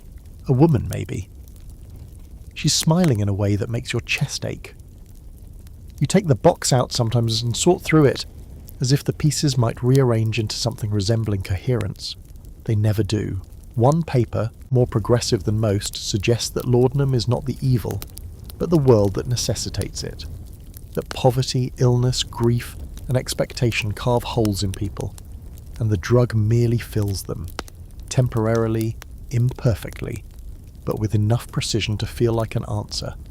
That article didn't make it into circulation. You only found it because someone had used it to wrap a wedge of cheese. Still, it stayed with you, because it felt true. Not completely, but enough to sting. There's a man you used to know, Thomas, who tried to quit. He was a teacher, kind-eyed, spoken in metaphors even when ordering coffee. Said he was going cold turkey. Said he'd found a method. He lasted 9 days. On the 10th, he was found muttering to himself in a stairwell, convinced that birds were living in his teeth. You visit him at St. James Infirmary, but he didn't recognise you. Just stared past you, murmuring a poem in a language that didn't exist. The Royal Society doesn't mention the Thomas, or people like him. Your statistics, case studies, footnotes. They write as if your struggle is happening somewhere else, cleanly, clinically, behind glass. But the reality is messier. It's the half-finished letters, the holes in the floorboards from pacing, the borrowed coats, the hiding of bottles behind bookshelves, the shame of being lucid enough to know what's happening, but too far gone to stop it. One afternoon you came across a street preacher shouting about the sin of idleness. He wore a tattered robe and held a sign that read, "The body is a temple, not a tavern." You watched him for a while, sipping quietly from your flask. He never looked directly at you, but when he started coughing, doubling over with the strain of his own voice, you wondered what he took for the pain. Laudanum, probably. Everybody does. You walked away before he finished his sermon. Now, back in your room, you light a candle and set one of the Royal Society journals on your lap. You read through a paper titled A Moral Examination of Opiate Dependency Among Urban Clerks. You don't finish it. Instead, you write something in your notebook. They study the rats. We live in the maze. You underlined it 3 times. Later that night, the withdrawal hits hard again. Your legs twitch, your spine contracts, your hands curl like your dried leaves. You give in, take your measured dose, wait for the storm to pass. You've become a professional storm watcher, a one-man weather station for internal ruin. The Royal Society will never see this. But if they did, you know exactly what they'd say. Fascinating, tragic, self-inflicted. At first you think it's just the usual flicker, your mind playing with shadows again. It happens sometimes, especially in the quiet hours when the street noise fades and your room becomes a box of silence. You're used to seeing shapes in the corner of your eye, movement where there isn't any, the occasional whisper from the walls, though it's usually just the wind, or rats dragging something unfortunate under the floorboards. But this time it's different. This time the rats are speaking, and worse, they're polite about it. It begins slowly, a rustling near the dresser, nothing unusual. Then a small tapping like claws on wood. You glance over expecting to see a tail disappearing behind a boot or a flicker of fur darting through the crack under the floor. But instead you see 2 beady eyes reflecting the candlelight just peeking out from beneath your coat. The rat doesn't run, it just watches you. Calm, too calm. "Terribly sorry to intrude," it says, in a voice as clear as any you've heard, a little squeaky but refined. "I know it's rather late." You freeze, a tea halfway to your lips. For a long moment, you're certain you've finally crossed over into full madness. Not the gentle fuzziness you usually live in, but real clinical white coat madness.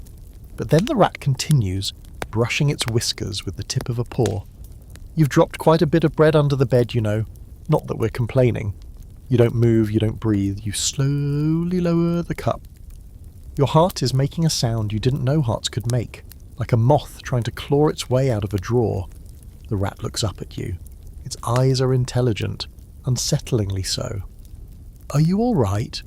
You seem unwell." You consider several options. Screaming, fainting, fetching your bottle. Instead, you clear your throat and say, "Did you just talk?" The rat nods. "We don't usually, but you've been rather consistent with your offerings. We thought it only fair." You blink, then blink again. Harder. The rat is still there, still speaking. And now there's another one beside it, smaller, less polite, wearing what looks like a tiny scrap of lace on its head. "Don't encourage him," the second rat says. "He'll never shut up." You are hallucinating, you know this. On some intellectual level, you understand that this is your brain misfiring, conjuring absurd theatre to distract from the ache in your spine and the crawling sensation beneath your skin, and yet, the part of you that has surrendered to laudanum, the part that lives in dreams and crumbling notebooks, leans in. "Do you need something?" you ask, already wondering what kind of man asks rodents if they're in need. "Just conversation," says the first. It's rare to find a human who listens. They climb onto the edge of your rug, careful, respectful. like guests who know not to touch the good furniture. You lean back in your chair watching them. The smaller one sniffs your boot with disapproval. You glance at the bottle on the desk. It's not full, but it's not empty either. "Should I be worried?" you ask aloud. The first rat shrugs. "That depends. We're not here to hurt you. We just thought, since you've been so generous with the crumbs and company, we'd return the favour." The favour being clarity. You laugh, though it comes out more like a wheeze. "From rats." "Everyone gets a guide," the rat says, a little indignant now. "Some get angels, some get ghosts. You get rats." The smaller one nods, chewing something. "Better than pigeons, filthy creatures." You're not sure whether to be offended or amused. You're not even sure what reality you're currently occupying. You glance out the window.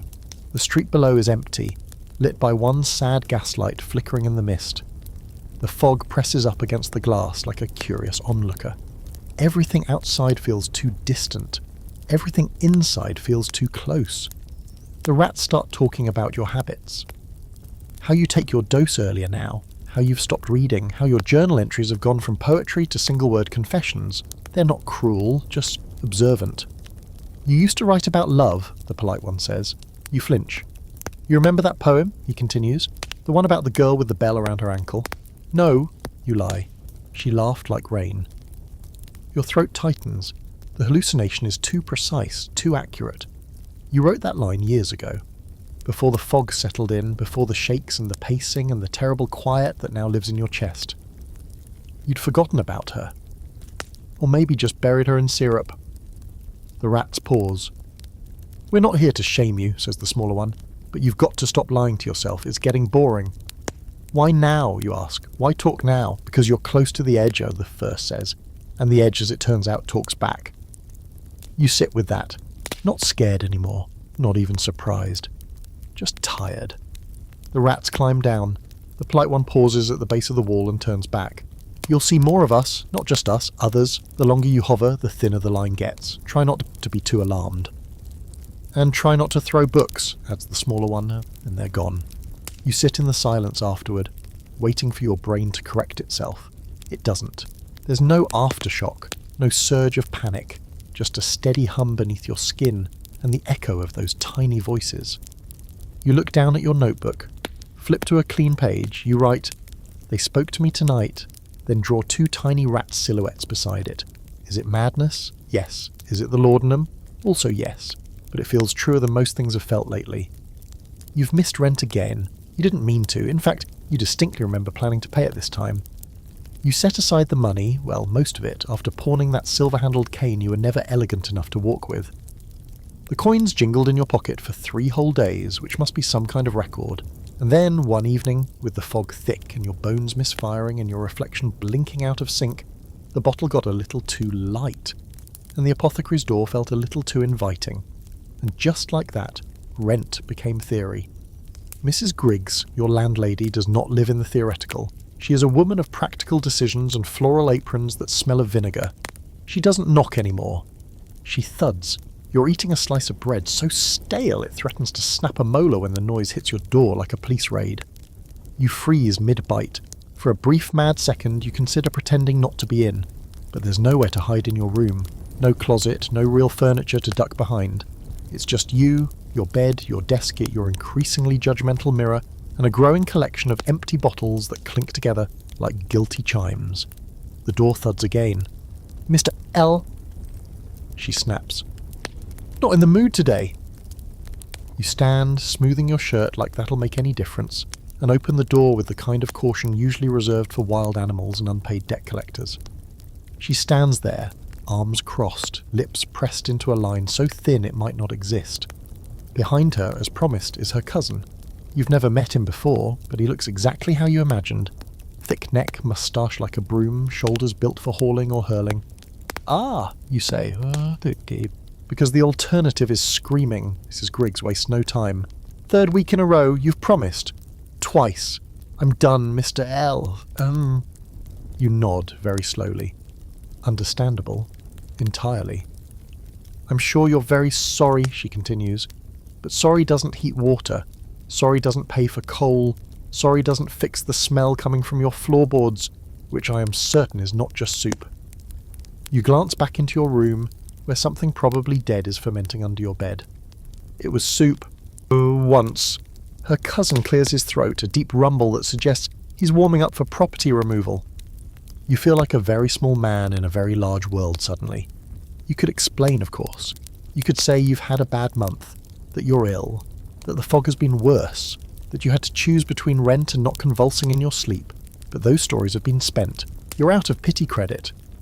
I can pay, you blurt. Just not today, but tomorrow, or the next day, soon. There's work coming. Mrs. Griggs doesn't blink. Work doesn't come to men who sleep until 3 and talk to rats. You stiffen. So you've heard about that, you say. Everyone's heard about that. The cousin finally speaks. He's got until Friday, then we come back, and we bring rope. You don't want to know what the rope is for. Mrs. Griggs softens just a fraction. You're not a bad man, but I'm not running a charity. I've got mouths to feed. Real ones. You nod again. You've gotten good at nodding. She leaves. Her cousin lingers just long enough to look around your room and sneer at the copy of Milton on your nightstand. You close the door behind them and let your forehead rest against the wood for a few long breaths. You are running out of lifelines. The next hour is a blur of anxious pacing and bottle rummaging. You count your coins, 8 pence and some lint, and check the pockets of every jacket you own. Nothing. You even check the lining of your mattress. As if past you might have hidden something wise and golden there, but past you was a drunk with a pen and a flair for exaggeration. All you find is a dead moth and a folded receipt from a bakery that no longer exists. You stare out the window. The street is alive, uncaring. A man pushes a cart of eels. A woman is laughing too loudly at something invisible. Somewhere a bell rings. None of it involves you. You are no longer part of the city's rotation. You're stationary debris. But the threat of eviction oddly awakens something. Not resolve, nothing so noble. Just a twitch of desperation, a hint of that old hustle. The part of you that used to know how to survive without leaning on a bottle like a crutch carved from ghosts. You decide to find money. It's a ridiculous plan, you have no prospects, no patrons, no talent anyone currently pays for. But you leave the house anyway, jacket on, scarf wrapped, the bottle tucked just out of reach in your coat. You need your hands free for this. You walk to Covent Garden. It's still early, and the street performers haven't begun their dramas. You head to the cafes, the ones with heavy doors and men who read newspapers like they're decoding God. You see a few familiar faces, men who once invited you to salons, to parties, to readings. Now they barely meet your eyes. You could ask to borrow, you could flatter, you could beg, but your dignity is the only thing you haven't sold. You end up at a publishing house you once submitted essays to. The editor, Mr. Carrow, recognises you just long enough to frown. "Good Lord," he says, "you're still alive," and you smile. "On most days." He doesn't offer a seat. "What do you want?" "Work," and he laughs, actually laughs, then catches himself. "You're serious." "I'm desperate." "Better," he says, "but not employable." You leave with nothing but a bruised ego and the sound of a door closing just a bit too loudly behind you. You try 3 more places, 1 bookseller, 1 pamphlet printer, and a disreputable magazine office run by a man who once published your satire, and now insists you owe him a drink. None of them bite. By dusk, your shoes are soaked through, your fingers are numb, and your stomach is louder than your thoughts. You spend your last 8 pence on a bowl of fish stew that may have predated the monarchy. It's hot and tastes like brine and hope. You wolf it down in 2 bites. Back in your room, you collapse onto your bed fully clothed. You've failed. Again. You take out the bottle. You don't even hesitate this time. Just uncork, tip, and drink. The fog returns, not the outdoor kind, but the blessed internal version. The kind that wraps your bones in gauze and lets your thoughts curl up like sleeping cats. The ache in your back eases. The shame in your chest softens. Everything feels far away. You dream of your landlady again. She's holding a ledger and frowning.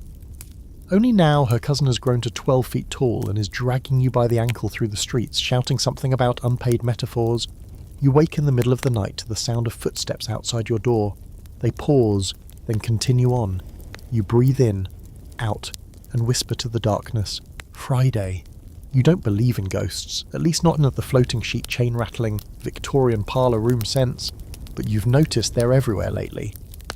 Not just the ones hiding in alleyways or staring out from fogged windows, but the kind that sit at the foot of your bed at 4 a.m. and ask very politely why you haven't done anything with your life.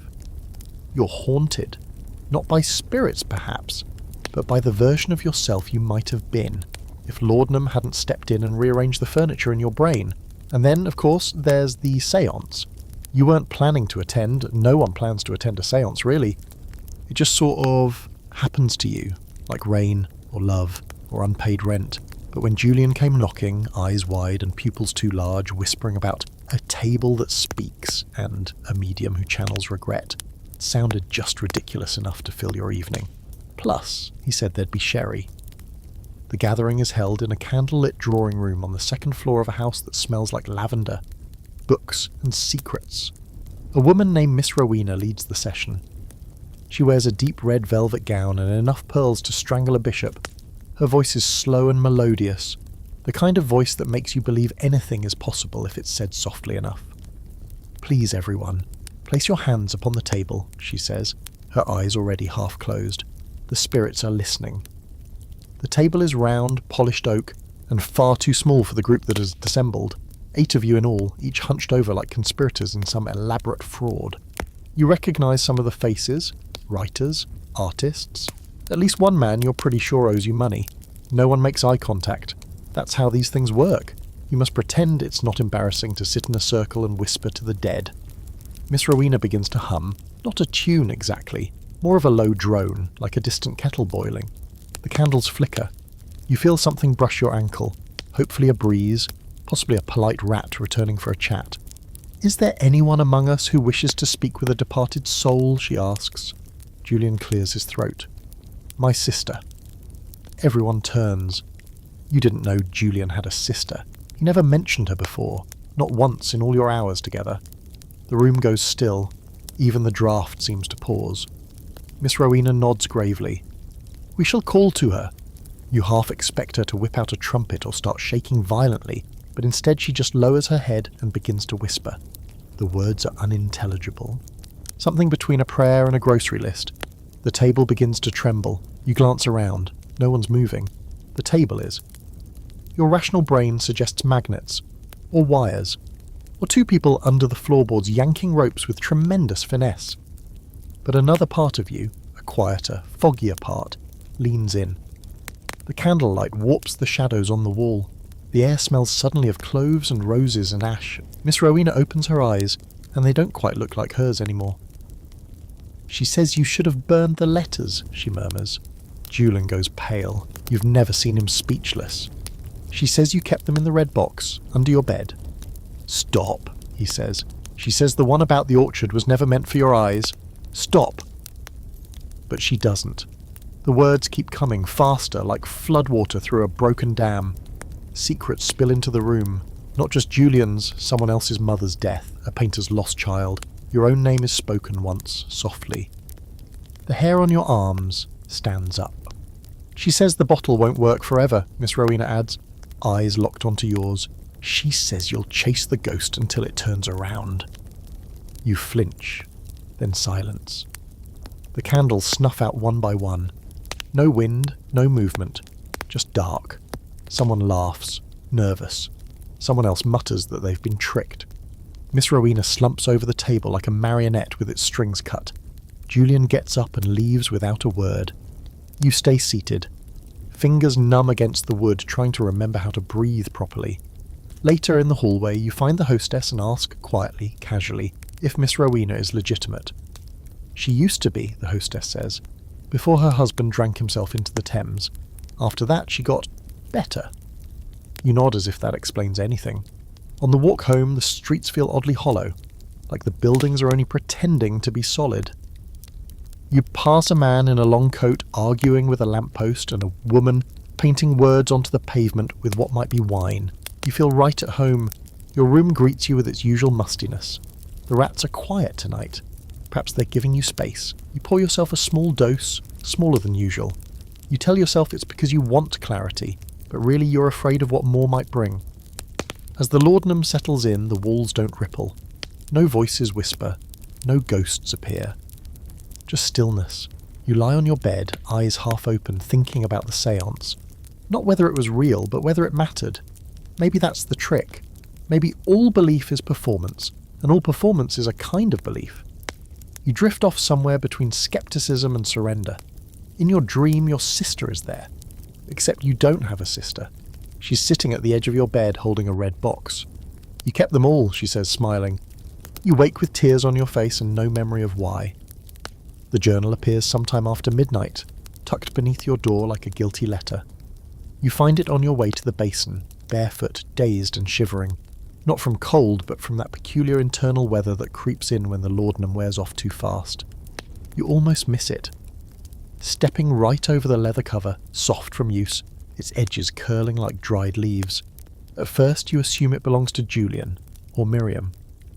Or perhaps one of the children has taken to chronicling the strange rituals of the house and decided your room was the next site of investigation. But then you open the cover and your name is written inside, your full name, in your own handwriting, which is alarming because you don't remember owning this book. The pages are filled, densely, chaotically, line after line of slanted script, drawings in the margins, crossed out sentences, little bursts of Latin and dates you don't recognise.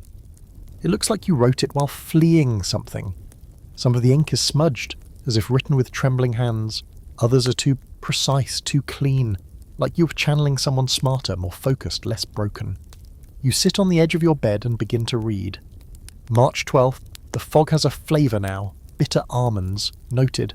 March 14th, I saw her again, on the bridge, her coat was green, I'm not certain she exists. March 20th, I've developed a theory.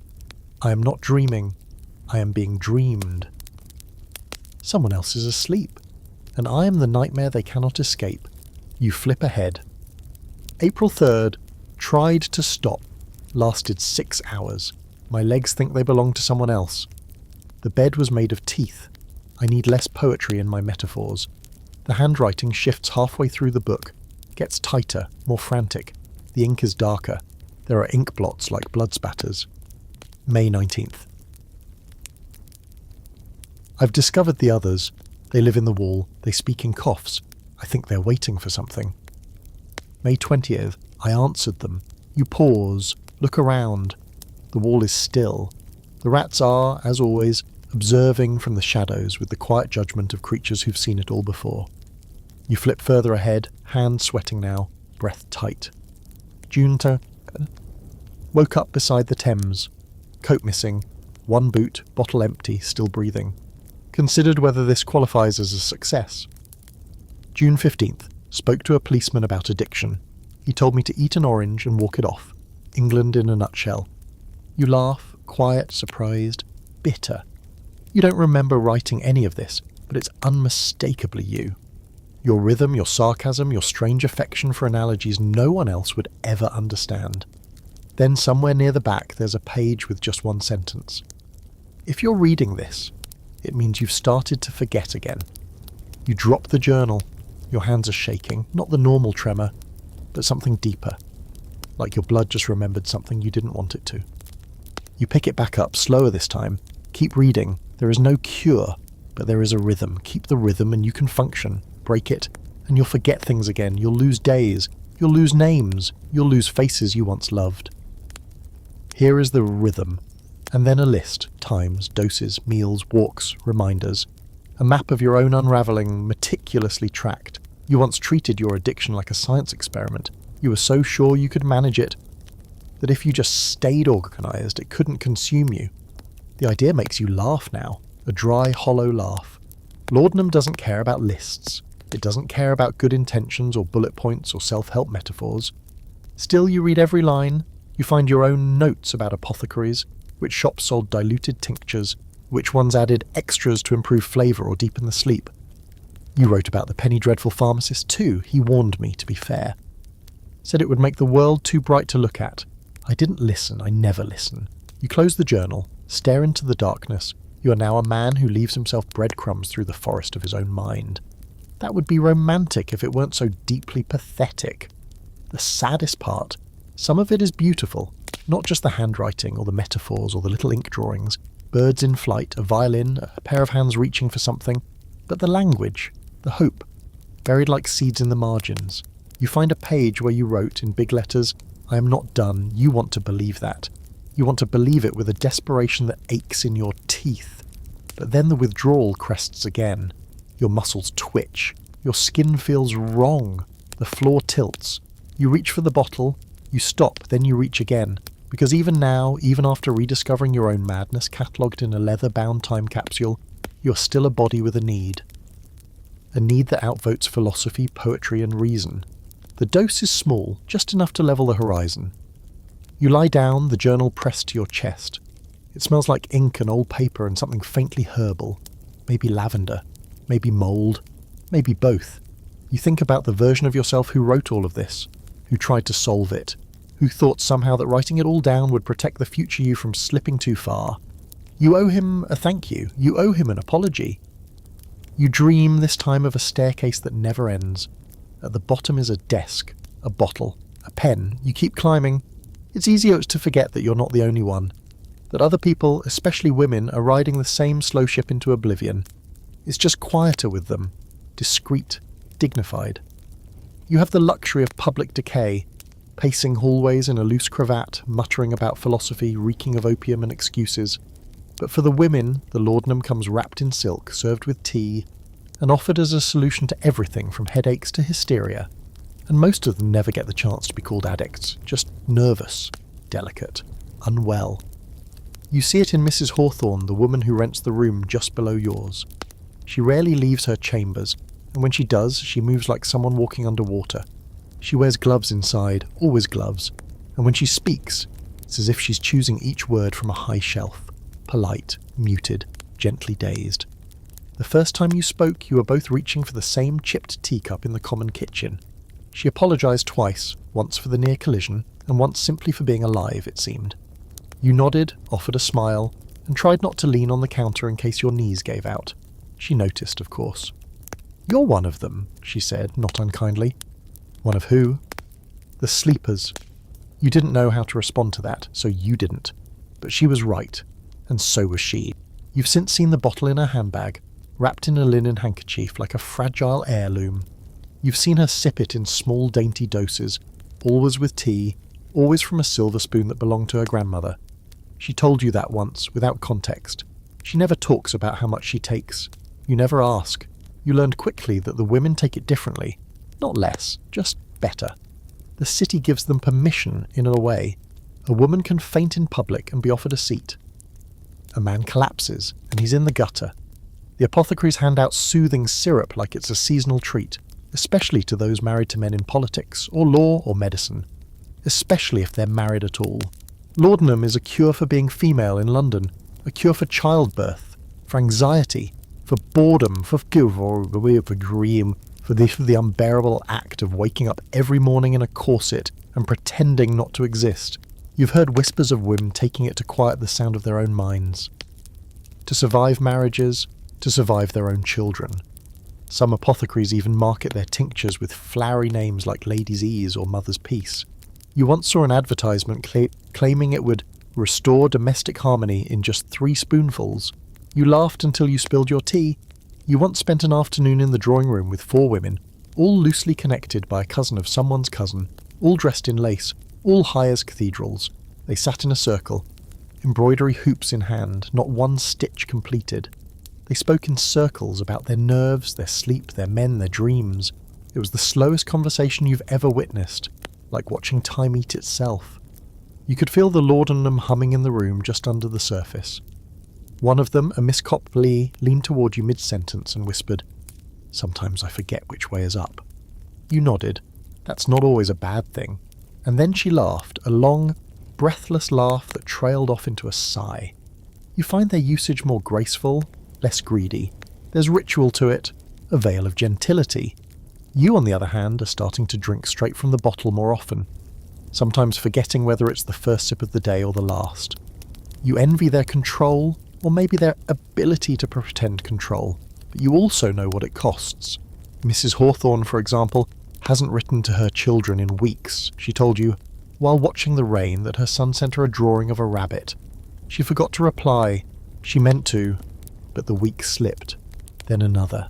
And now it feels too late. You told her it wasn't. She said, "You always say that." You asked, "Do I?"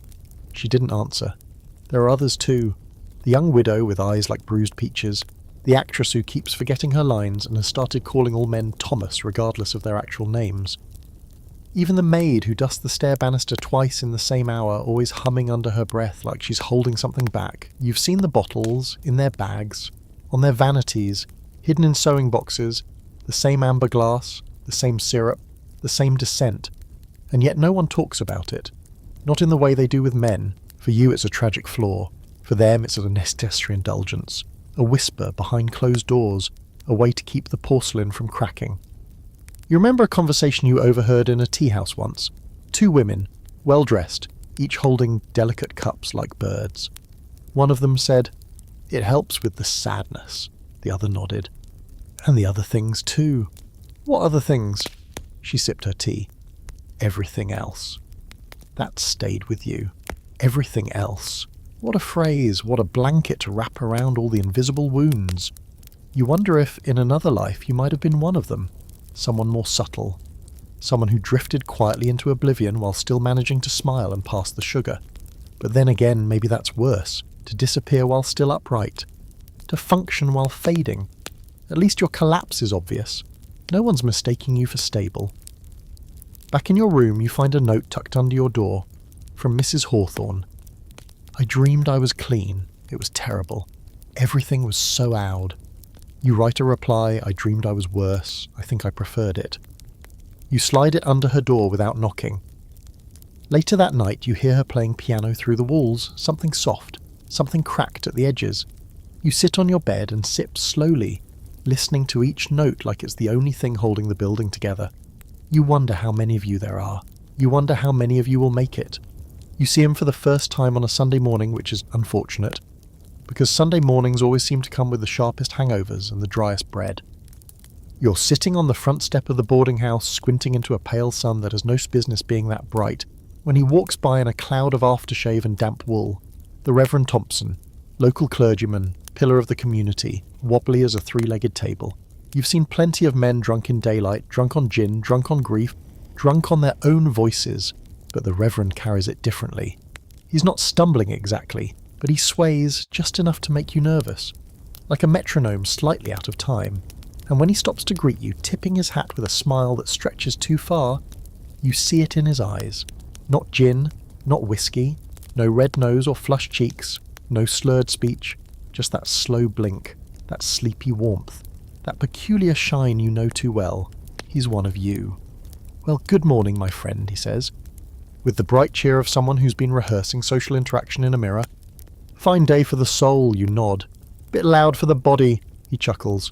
Quite stir, you expect him to move on, but he hesitates. Shifts his weight like he's balancing on a ship deck. Then he glances up at the sky and says, "Funny thing, pain. Always sneaks up on you in the quiet moments." You don't reply, you just stare at him, and for a split second something unspoken passes between you. Recognition.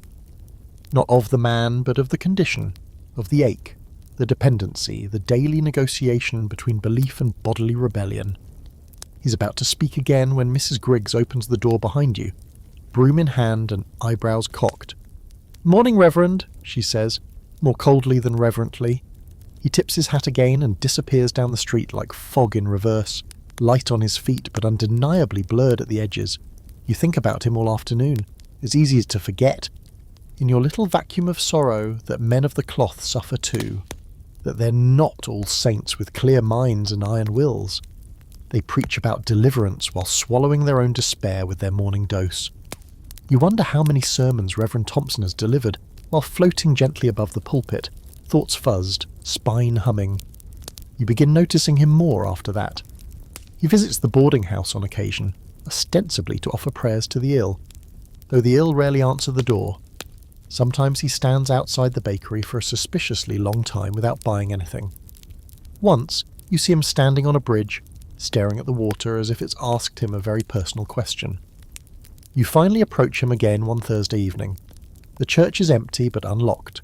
Candles are lit. Though no service is underway, you find him in the last pew alone, a book in his lap and an open bottle of tonic on the bench beside him.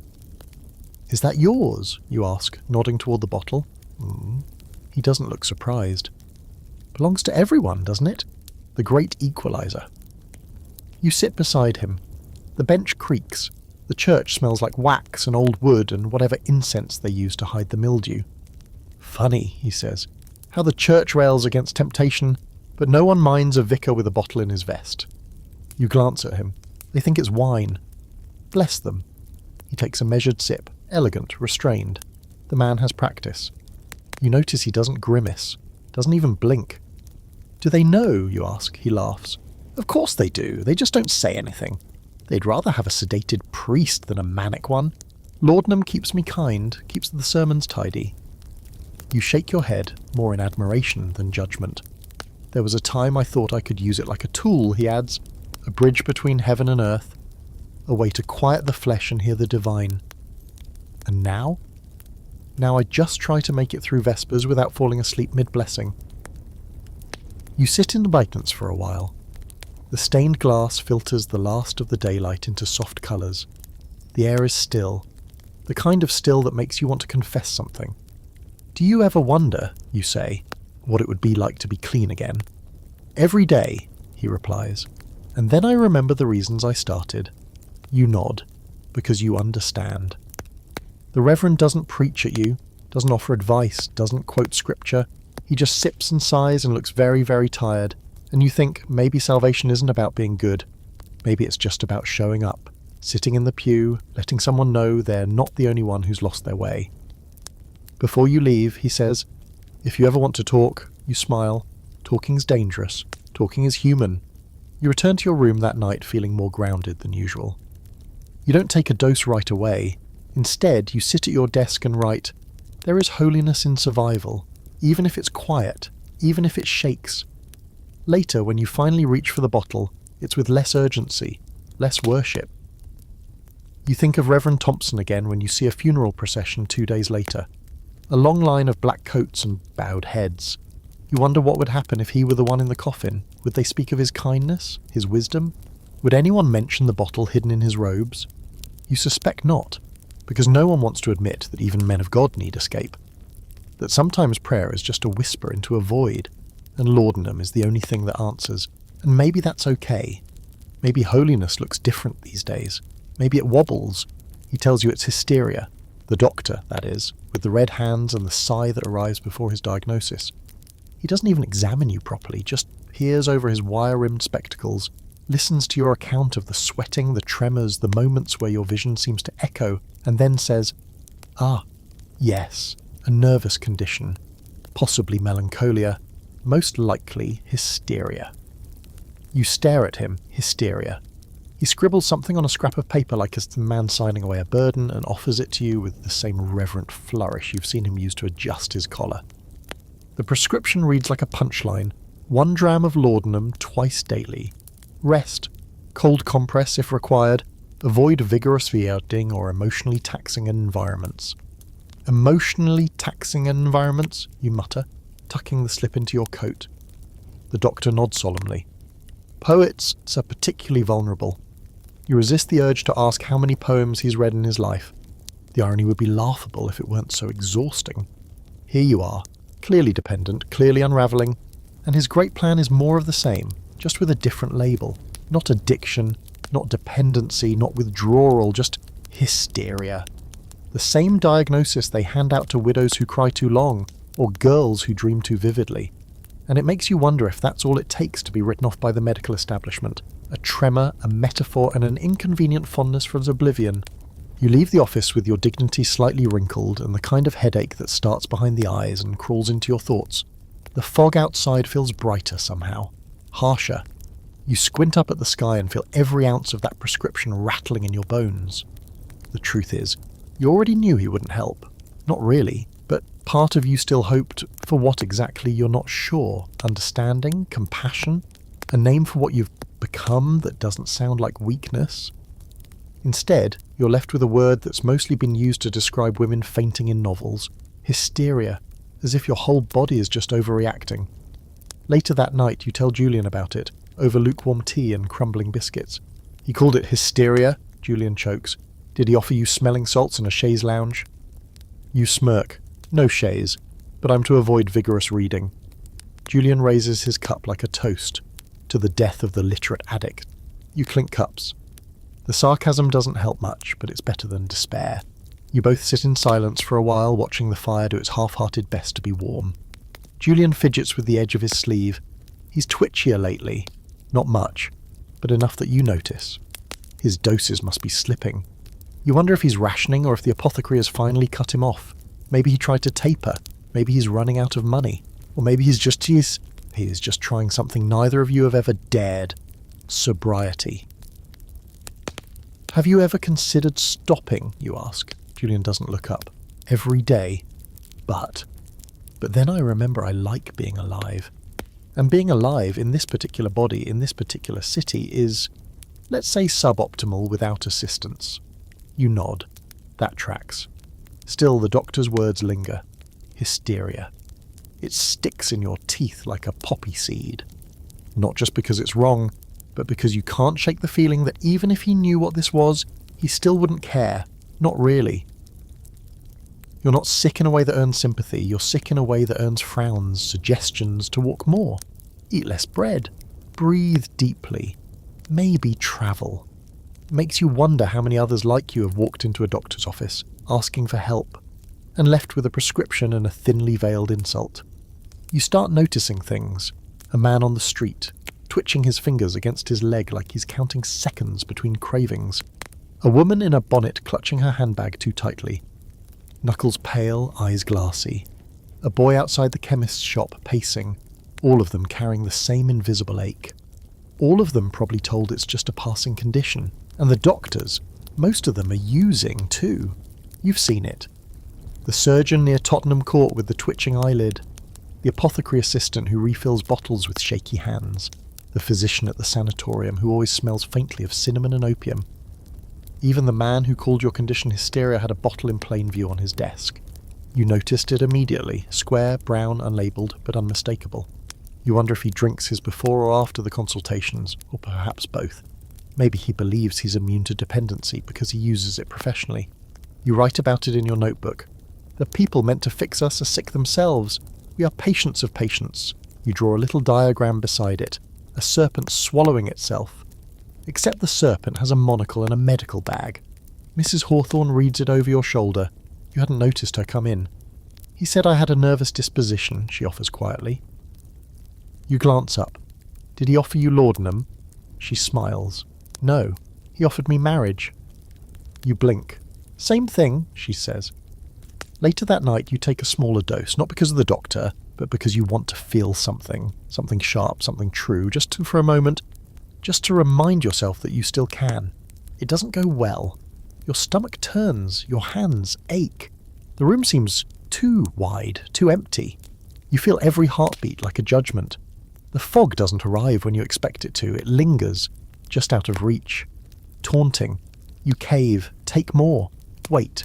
When it finally hits, it's not gentle. It's overwhelming. You feel like you're drowning in syrup. The relief isn't relief, it's escape, poorly disguised. Before you fall asleep, you write one more line in the notebook. Maybe it's not hysteria. Maybe it's grief. For the person I was before all this. And you mean it. You try to quit on a Thursday. Not because it's symbolic or meaningful. Thursdays have no particular weight in your memory. It's just that you wake up with your hand already halfway to the bottle, and something inside you quietly says, not today. You're not sure whose voice it is. Might be the version of yourself who wrote the journal. Might be the ghost of someone who once believed in you. Might even be the rats, honestly. Regardless, it stops you. You stare at the bottle for a long time. The liquid inside glows amber in the morning light, dancing just a little when your fingers tremble. You set it down, step away, as if that gesture alone is revolutionary. It starts fine. You eat a slice of bread and pretend it tastes like food instead of regret. You splash water on your face and try to look alive in the mirror. You fail. But that's normal. Everything about the first hour is normal, quiet, manageable. You begin to wonder if the fear of quitting was worse than the quitting itself. You write a few lines in your notebook, something about stone steps and missing shoes. You're not even sure it's a metaphor. You find an old envelope under your bed with 2p in it and allow yourself a moment of triumph. You consider buying tea. Then hour 2 arrives. You can feel it behind your eyes first, like someone pressing their thumbs gently into your skull. Your arms tingle. Your back starts to itch. Your thoughts scatter like startled birds. You try to breathe through it, sip water, focus on your breath the way Julian once said you should. You last 11 minutes before pacing begins. Hour 3 brings the nausea. It's not dramatic. No vomiting, not yet. But it's enough to make food impossible. You chew a piece of apple and feel it sit like lead behind your ribs. The world starts to pulse at the edges. Sounds become sharp, accusatory. The ticking clock you ignored yesterday now feels like a hammer in your brain. You take a walk, because movement might help, because staying inside feels dangerous, because you're trying to be noble, and that's what noble people do. They take walks. You wrap yourself in your coat and step into the cold air. The city is moving without you, as always. Horses clop by, men yell about oysters. A woman walks her child with one hand and eats roasted chestnuts with the other. You hate everyone, just for being able to function. You try to make it to the park. That's the goal.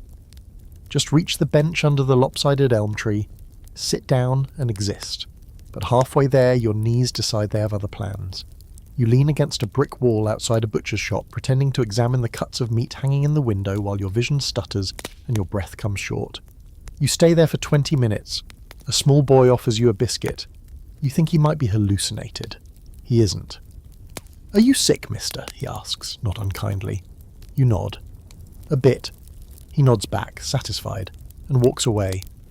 You watch him go and wonder what kind of man you've become, wobbling outside butcher shops, accepting pity from children, praying to gods you don't believe in for the tremors to stop. You return home, somehow. Your legs feel like wood, your hands like paper, your chest is tight. You climb the stairs and collapse into your chair, eyes closed, listening to the sound of your heart trying to beat its way out. You consider taking the bottle out of the drawer. You don't, not yet. Hour 5 is when the real trouble starts. Hallucinations, maybe. You can't tell. Time folds inward. You see yourself standing in the corner watching. You hear someone reciting Shakespeare under their breath, but no one else is in the room. The walls feel too close, the air too thin. Your skin crawls. You lie down on the floor because the bed feels accusatory. You stay there, staring at the ceiling, whispering to no one, promising things you can't name, that you'll change, that you'll write more, that you'll eat, that you'll never take another drop, that you'll only take a little, if absolutely necessary. That this was all a mistake, that you're stronger than this. You are not. Hour 6 is tears. You don't know why. Nothing happens, you just cry. Quietly, without drama. No sobbing, just water leaking out of your eyes like something's broken inside you that can't be fixed. You don't even feel sassy. You feel empty, like sadness moved out weeks ago and forgot to lock the door. You hear voices in the hall, Mrs. Griggs and her cousin discussing rent again. They knock on someone else's door this time, and you find yourself hoping selfishly that someone else is further behind than you. You hate that thought, but not enough to stop thinking it. You reach for your notebook, write a single word. Please, you don't know who it's for. By the 7th hour, your hands have started to cramp. You press them between your knees to stop the spasms. You haven't eaten since the apple. Your breath smells sour. You keep thinking about your father, though you can't remember his face, just the shape of his silence. You wonder if he ever tried to quit anything. Hour 8, and you break. It's not dramatic, not a scene, just a hand slow and shaking and reaching into the drawer. The bottle is cold, the cork is stubborn. You pour one measured dose into the spoon, and your hands jerk so badly you spill half of it. You drink the rest. The world returns slowly. First your stomach calms, then the ringing in your ears fades. Your breath evens out, your muscles relax. You feel like a deflated balloon, like you could melt into the floorboards and sleep for a year. You lie there, eyes closed, ashamed and relieved, and too tired to think about either. Later in the notebook you write, 8 hours, that's all I lasted. A work day. The worst part is not that I failed. It's that the bottle still feels like forgiveness. You don't sleep that night. Not really. Just drift. And somewhere in that grey, unfinished dream, you see yourself climbing a mountain made of spoons. You never reach the top. You search your pockets, again, because you're convinced something will appear if you dig deep enough. 3 coins, a broken pensy, the red ribbon from a notebook you can't remember buying. That's it. Nothing else. The bottle sits on the desk, safe, full enough to grant temporary peace, but you hesitate. You know the pattern. You've been here before. The first sip, the warmth spreading, the fog rolling in to blur edges, to soften thoughts, to patch the holes in your mind. You also know the cost, the ache afterward, the crawling, gnawing dread that comes like a second heartbeat. You're running low on both courage and money, but the hand moves anyway, trembling. You decide to make a small meal first. It's not much. A slice of bread, a wedge of cheese that might have been edible yesterday, a cup of tea that's barely warm. You eat mechanically, chewing slowly because the stomach has its own rules now, unconnected to hunger.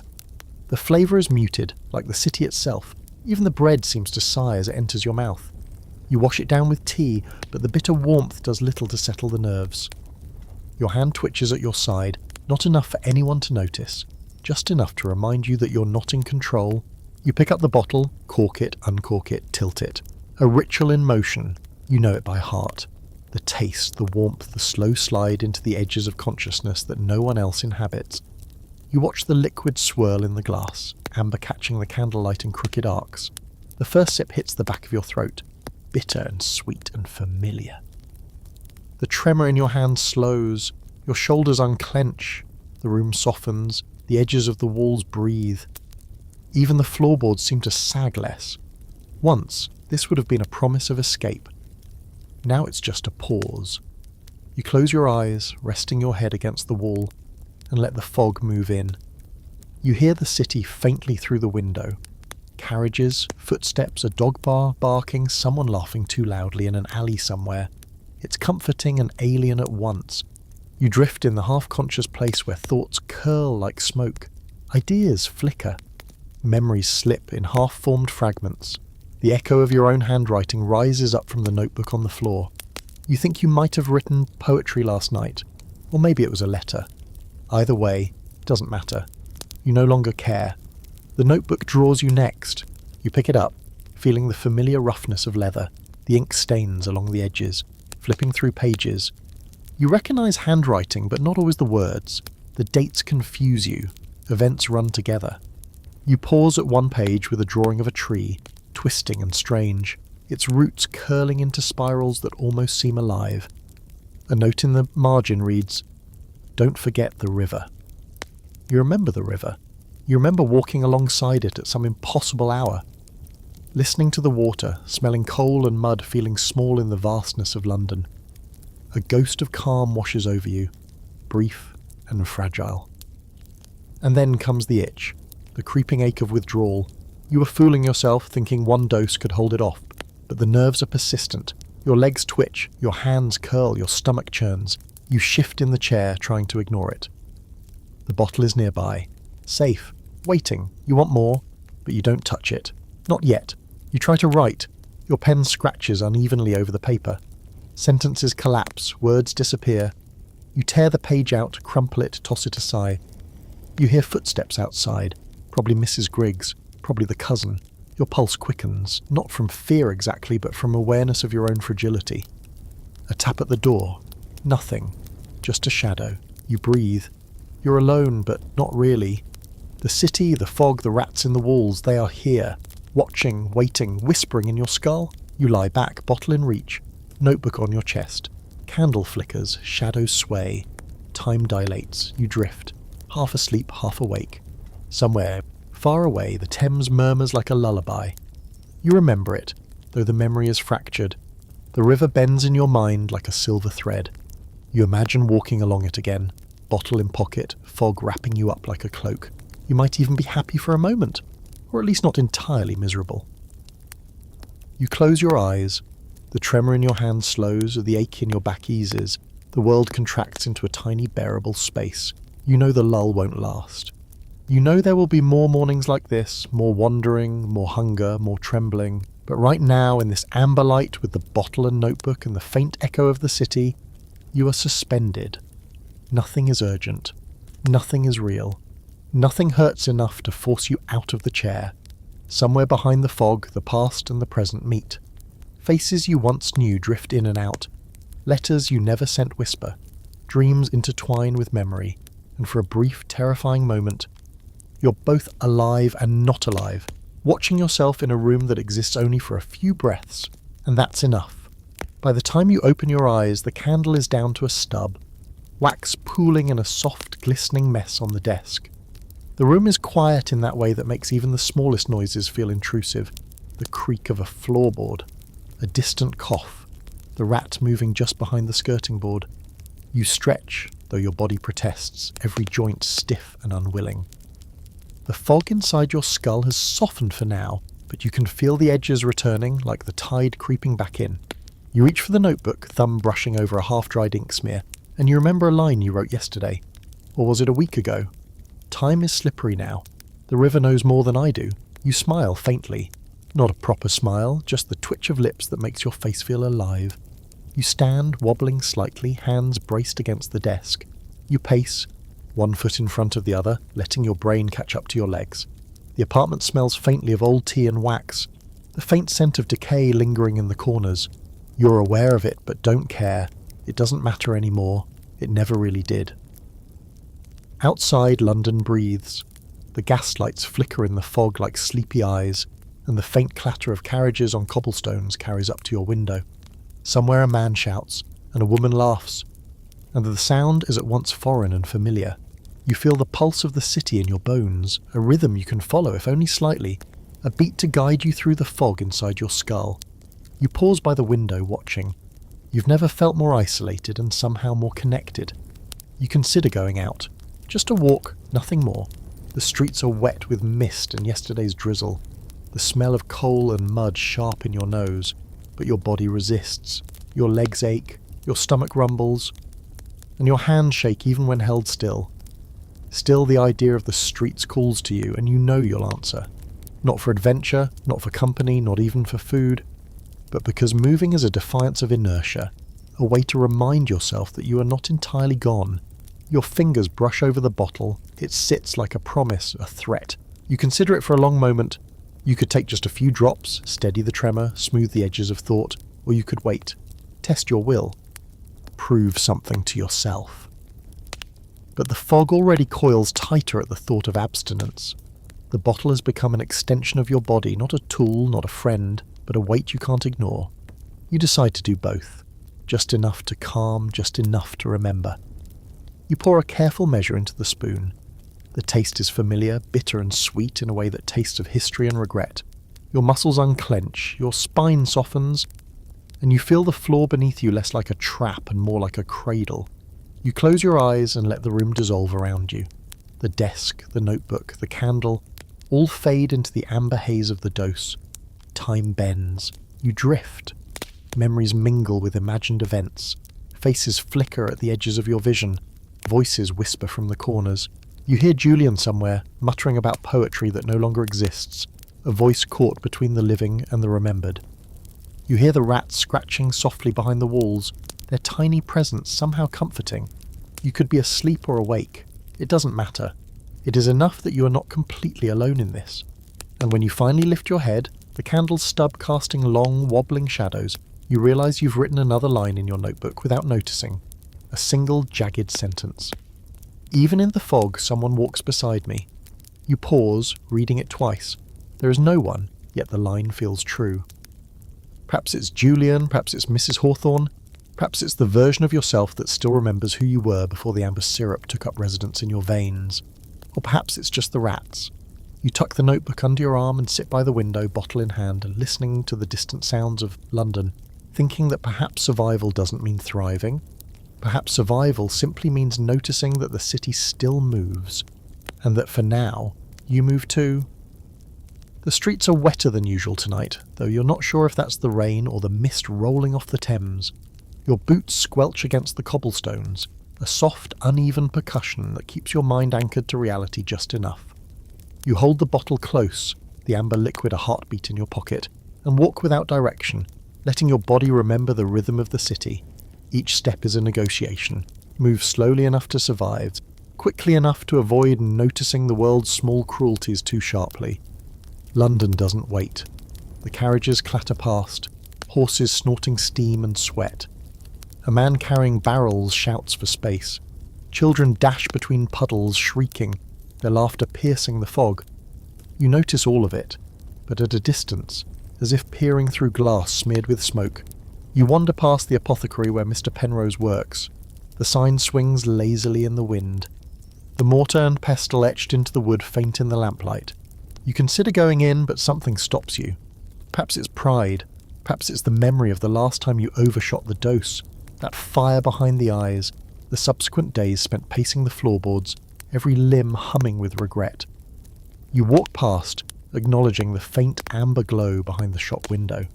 He is probably inside, already mixing powders for someone else's salvation. And you envy him his certainty. At least he knows his work is needed. At least someone is following a rule. The alleyways you pass have become strange friends of yours. Shadows curl along the brick walls. Rubbish heaps lean as if listening. Sometimes you swear you see faces in the stonework, brief flashes of emotion that disappear when you blink. The rats are out tonight too, or perhaps your imagination lends them courage. One scuttles past your heel. You stop almost instinctively, and it looks up at you, eyes glinting. For a moment it's as if it's studying your resolve or lack of it. You wonder if it remembers last week, when you spilled half a dose and cursed at it like a fool. Perhaps rats, like ghosts, keep records in ways humans cannot understand. You find yourself at the edge of a small park, the iron railings dripping with condensation. The bench beneath the elm tree is vacant, waiting, and you collapse onto it, coat soaked and stiff against your shoulders. You uncork the bottle just enough to take a few measured drops, the liquid warming your stomach and steadying your trembling hands. The fog curls in, seeping into your coat, wrapping your shoulders, pressing against your face like a mother you never had. The warmth and weight make the ache in your spine retreat slightly, though it never fully disappears. You close your eyes. For a few minutes the world is bearable. You hear a carriage, faint footsteps. Someone humming a tune that doesn't quite exist anywhere else. The city breathes around you. Somewhere in the shadows, a violin plays, though you don't know whose. A soft, thin sound, melancholy but comforting, threading through the damp air. You imagine Julian walking past, notebook in hand, muttering lines of poetry to the mist, or Mrs. Hawthorne playing her piano behind closed doors, each note steadying her nerves, each silence filled with the music of survival. Perhaps it's not only the laudanum that maintains you. Perhaps the rhythm of life, faint as it is, reaches through the fog and reminds you that you exist. Your mind drifts, half awake, half dreaming. You picture the Thames, curling and silvered under the gaslight. You imagine the water lifting you, cradling you, swallowing the ache of the morning, the tension of the afternoon, the shame of failures left behind. You wonder if the river knows more than you do. It seems likely. It has seen more men like you than it has stars in the foggy sky. Perhaps the river remembers everything, while you remember nothing. You scribble a line in your notebook, pen moving of its own volition. I walk beside the fog and the water whispers my name. You look up, blinking. The bench is damp. The air smells of coal and wet earth and rain-soaked wood. You are alone, yet not entirely. Somewhere in the distance someone laughs. Somewhere someone cries. Somewhere rats scurry and ghosts mutter, and the city moves on, indifferent and enduring. You draw the notebook close, tilt the bottle to your lips once more. Just a few drops to keep the edges soft. The tremors quiet for now, the ache recedes. You let the fog inside you swell and settle, letting the world blur. Just enough until it becomes bearable. For tonight, that is enough. The next morning you wake to a faint ache behind your eyes, a residue of the fog that didn't fully lift overnight. You lie still for a while, listening to the distant hum of London, the clatter of hooves, a bell from the nearby church, the faint murmur of voices carried by the wind. You consider staying in bed, pretending that the day doesn't exist, but hunger nudges you with stubborn persistence. You rise slowly, joints protesting, and make your way to the small basin. Cold water splashes against your face, shocking the skin, but not enough to make you entirely alert. It's enough to remind you that time is passing, that the city continues with or without your participation. You're both part of it and separate, like a shadow moving along the cobblestones, present but unacknowledged.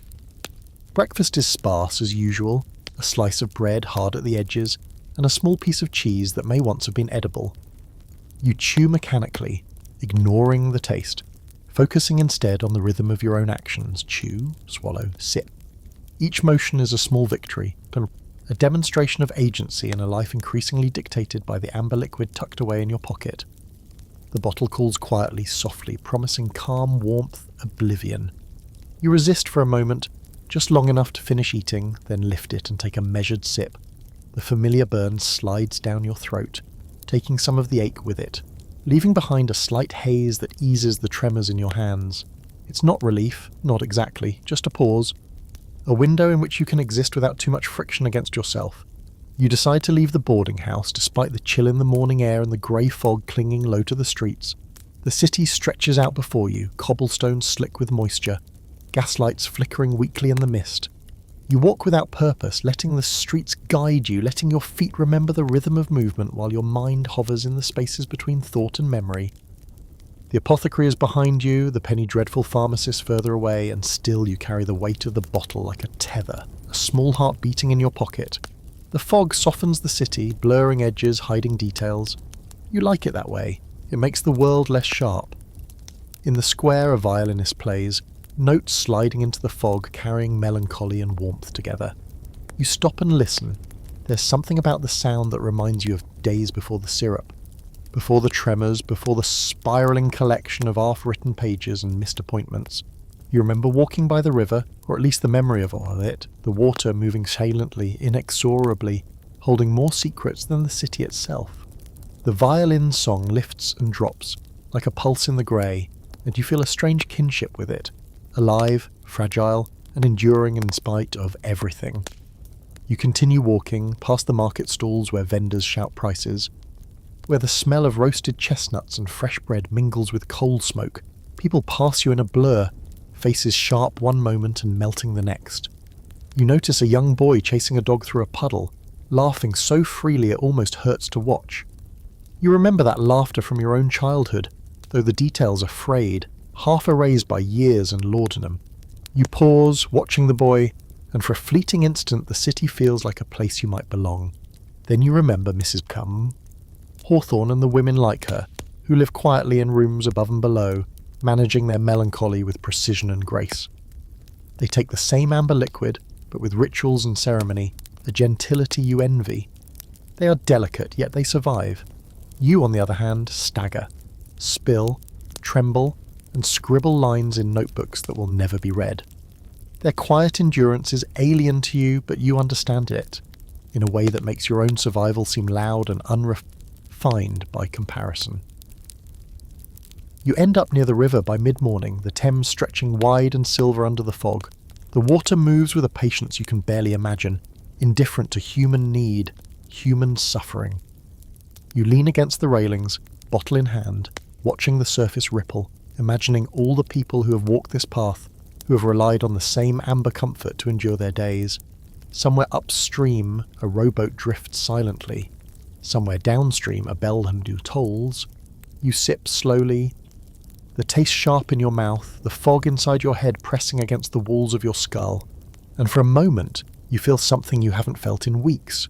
A strange, unsteady clarity. Not enough to last, not enough to be safe, but enough to know that the city is vast, that it moves, and that you, however shakily, however tremblingly, still move with it. You write a line in your notebook. The river doesn't ask questions, neither should I.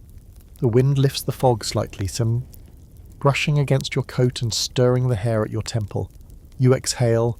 You're alive, though fragile. The bottle is still there. The city is still there. And for now, that is sufficient.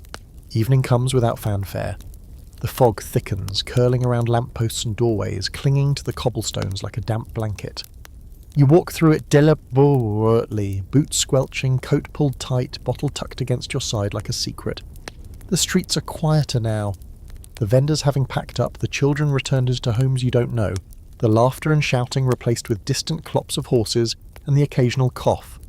You pass a stray dog, its coat slick with rain, ears back, tail low, and for a moment you imagine yourself in that shape, small, cautious, observing the world but avoiding its full force. You'd move unnoticed if you could. Perhaps you do in your own way. The Apothecary is closed, of course. The amber light no longer shines behind the glass, the sign swinging in the wet wind. You linger briefly, peering through the window. remembering last week, the measured drops, the glow, the edges of reality softening until it became tolerable. You press your forehead against the cool glass. The world beyond continues regardless. You breathe in the damp air and let the city swallow you, ghost-like, walking on sidewalks slick with mist and memory. You feel the tremor returning, subtle at first, then persistent, like a small drumbeat you cannot ignore. You duck into an alley to rest. The walls are close, lined with old brick and peeling advertisements, damp from rain, fragrant with coal smoke and decomposing leaves. You sit on a crate someone left behind, bottle in hand, contemplating the day. You tally your failures silently, rent unpaid, food purchased sparingly, work ignored, the tremor escalating. And yet here you are, breathing, alive, somehow enduring. It is not triumph, but it is survival, and tonight that is sufficient. From somewhere above, a cat hisses, a rat scuttles, and the wind rattles the window of a nearby shop. You listen. Each sound is distinct, clear, reminding you that you exist in a world teeming with life, however chaotic or indifferent. You uncork the bottle and sip, not enough to dissolve the edges, but enough to calm the tremor in your hands. The fog in your skull thickens, gentle and protective like a shawl wrapped around a shivering frame. You close your eyes for a moment, letting the warmth slide down your throat into your stomach, a small mercy. When you open them, the city has grown darker, the gaslights flickering as if uncertain of their purpose. A man shuffles past, umbrella dripping, shoulders hunched. You notice him, but do not interact. No one sees you exactly, and perhaps that is as it should be. You imagine the river again, its steady current, indifferent to time and human frailty. Somewhere upstream, perhaps a child drops a stone, sending ripples into the water. You imagine them travelling far across centuries, just as your steps have carried you far in spirit, though barely in space. You write a few lines in your notebook, pen moving almost unconsciously. The city hums while I stagger. I stagger while the city hums, and neither stops. The line feels correct. You read it twice. It's not profound, not necessarily clever, but it captures something true about your place in the world. Present but diminished, moving but fragile, surviving by degrees. You rise, coat heavy, boots wet, and continue walking. Every street feels simultaneously familiar and alien. A carousel of ghosts, puddles, and whispers. Somewhere in the distance, a violin plays again, melancholy and threadbare. You slow your steps, listening. For a moment, the tremor in your hand ceases, replaced by a rhythm you cannot name. You follow it blindly, letting it guide you through the fog, past empty shops, over slick cobblestones, toward nothing and everything at once. The bottle remains in your pocket, the notebook pressed to your chest, the fog and the city around you, and for the first time in hours you feel both lost and found, not relieved, not content, just present, just moving, just surviving. The night stretches long, and you realise the streets are nearly empty, save for the occasional carriage clattering past and a solitary figure shuffling in the fog.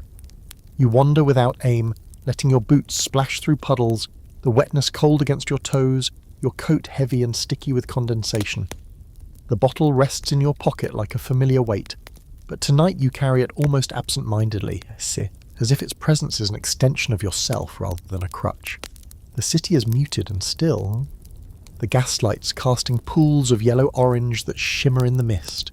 You pass familiar alleys, the crooked sign of the Apothecary, the bridge where the river runs dark and wide, and each landmark seems both welcoming and threatening, a reminder of the life you continue to navigate in partial consciousness. You think about the people who inhabit the boarding house, Julian painting at his desk, Mrs. Hawthorne playing her quiet piano, the other women managing their nerves with discipline and ritual. You think about the rats, polite and judgmental, and even the Reverend Thompson, clinging to his own carefully measured indulgences. All of them are surviving, like you, but differently. Each has chosen a rhythm, some delicate and disciplined, others haphazard, urgent, fraying at the edges, and you realise with a dull ache in your chest that you have been improvising your own, guided by the bottle, the notebook, the fog, the river, and the distant hum of the city itself. You climb a short flight of stairs to a terrace overlooking the Thames. The river glimmers in the faint light, swollen with rain and reflection, flowing silently and indifferent. You lean against the railing, the wind tugging at your coat and hair, and for a brief, terrifying moment you allow yourself to feel the weight of everything. The lost days, the tremors, the failures. the moments of fleeting clarity. You think about the journal, the pages filled with your own handwriting, a map of madness and survival intertwined. You flip it open, fingers tracing the ink that has become both guide and witness. A line catches your eye. Even in the fog, someone walks beside me. You consider the truth of it. Sometimes it is Julian, sometimes Mrs. Hawthorne, sometimes the rats. Sometimes it is yourself, a version you barely recognise, trudging along through the streets and alleys of a London that refuses to stop. You sip from the bottle, just enough to quiet the edges, to hold the tremor at bay and let the fog settle in your head like a soft, numbing blanket. The river flows, the city breathes, and for a few moments the world feels aligned in a way it rarely does. You think of the Royal Society, of doctors and apothecaries, of words like hysteria and melancholia, and you laugh quietly at the absurdity. They may write papers, prescribe measures, discuss morality and physiology, but they will never know the texture of a fogged street at midnight. The taste of the syrup in your mouth, the tremor that is both curse and companion, they cannot chart the rhythm you follow, the small necessary indulgences that carry you from dawn to dusk. And perhaps that is the point. Survival in all its messy, trembling glory is a private enterprise. It is unobserved, unremarkable, and yet utterly profound. You rise from the railing, notebook tucked under one arm, bottle in the other. The fog hugs the riverbanks, pressing against the stone walls and arches. You take a careful step forward, then another. The city hums around you, indifferent but constant. You move with it, unsteady but persistent. A figure outlined by gaslight and mist, carrying your history, your failures, and your few small victories into the night. You will not vanish completely tonight. You will not surrender entirely. And that in itself is a form of triumph. You write one last line in your notebook before closing it. A line for the night, for the fog, for the river, for the city, and for yourself. I am still walking, still trembling, still alive. You sip once more from the bottle, feeling it anchor you, and take the first steps back toward the boarding house, toward warmth, toward your fragile, unsteady survival. Outside, the fog swirls, the river whispers, the city continues, and you, at once diminished and enduring, follow along one careful, deliberate step at a time.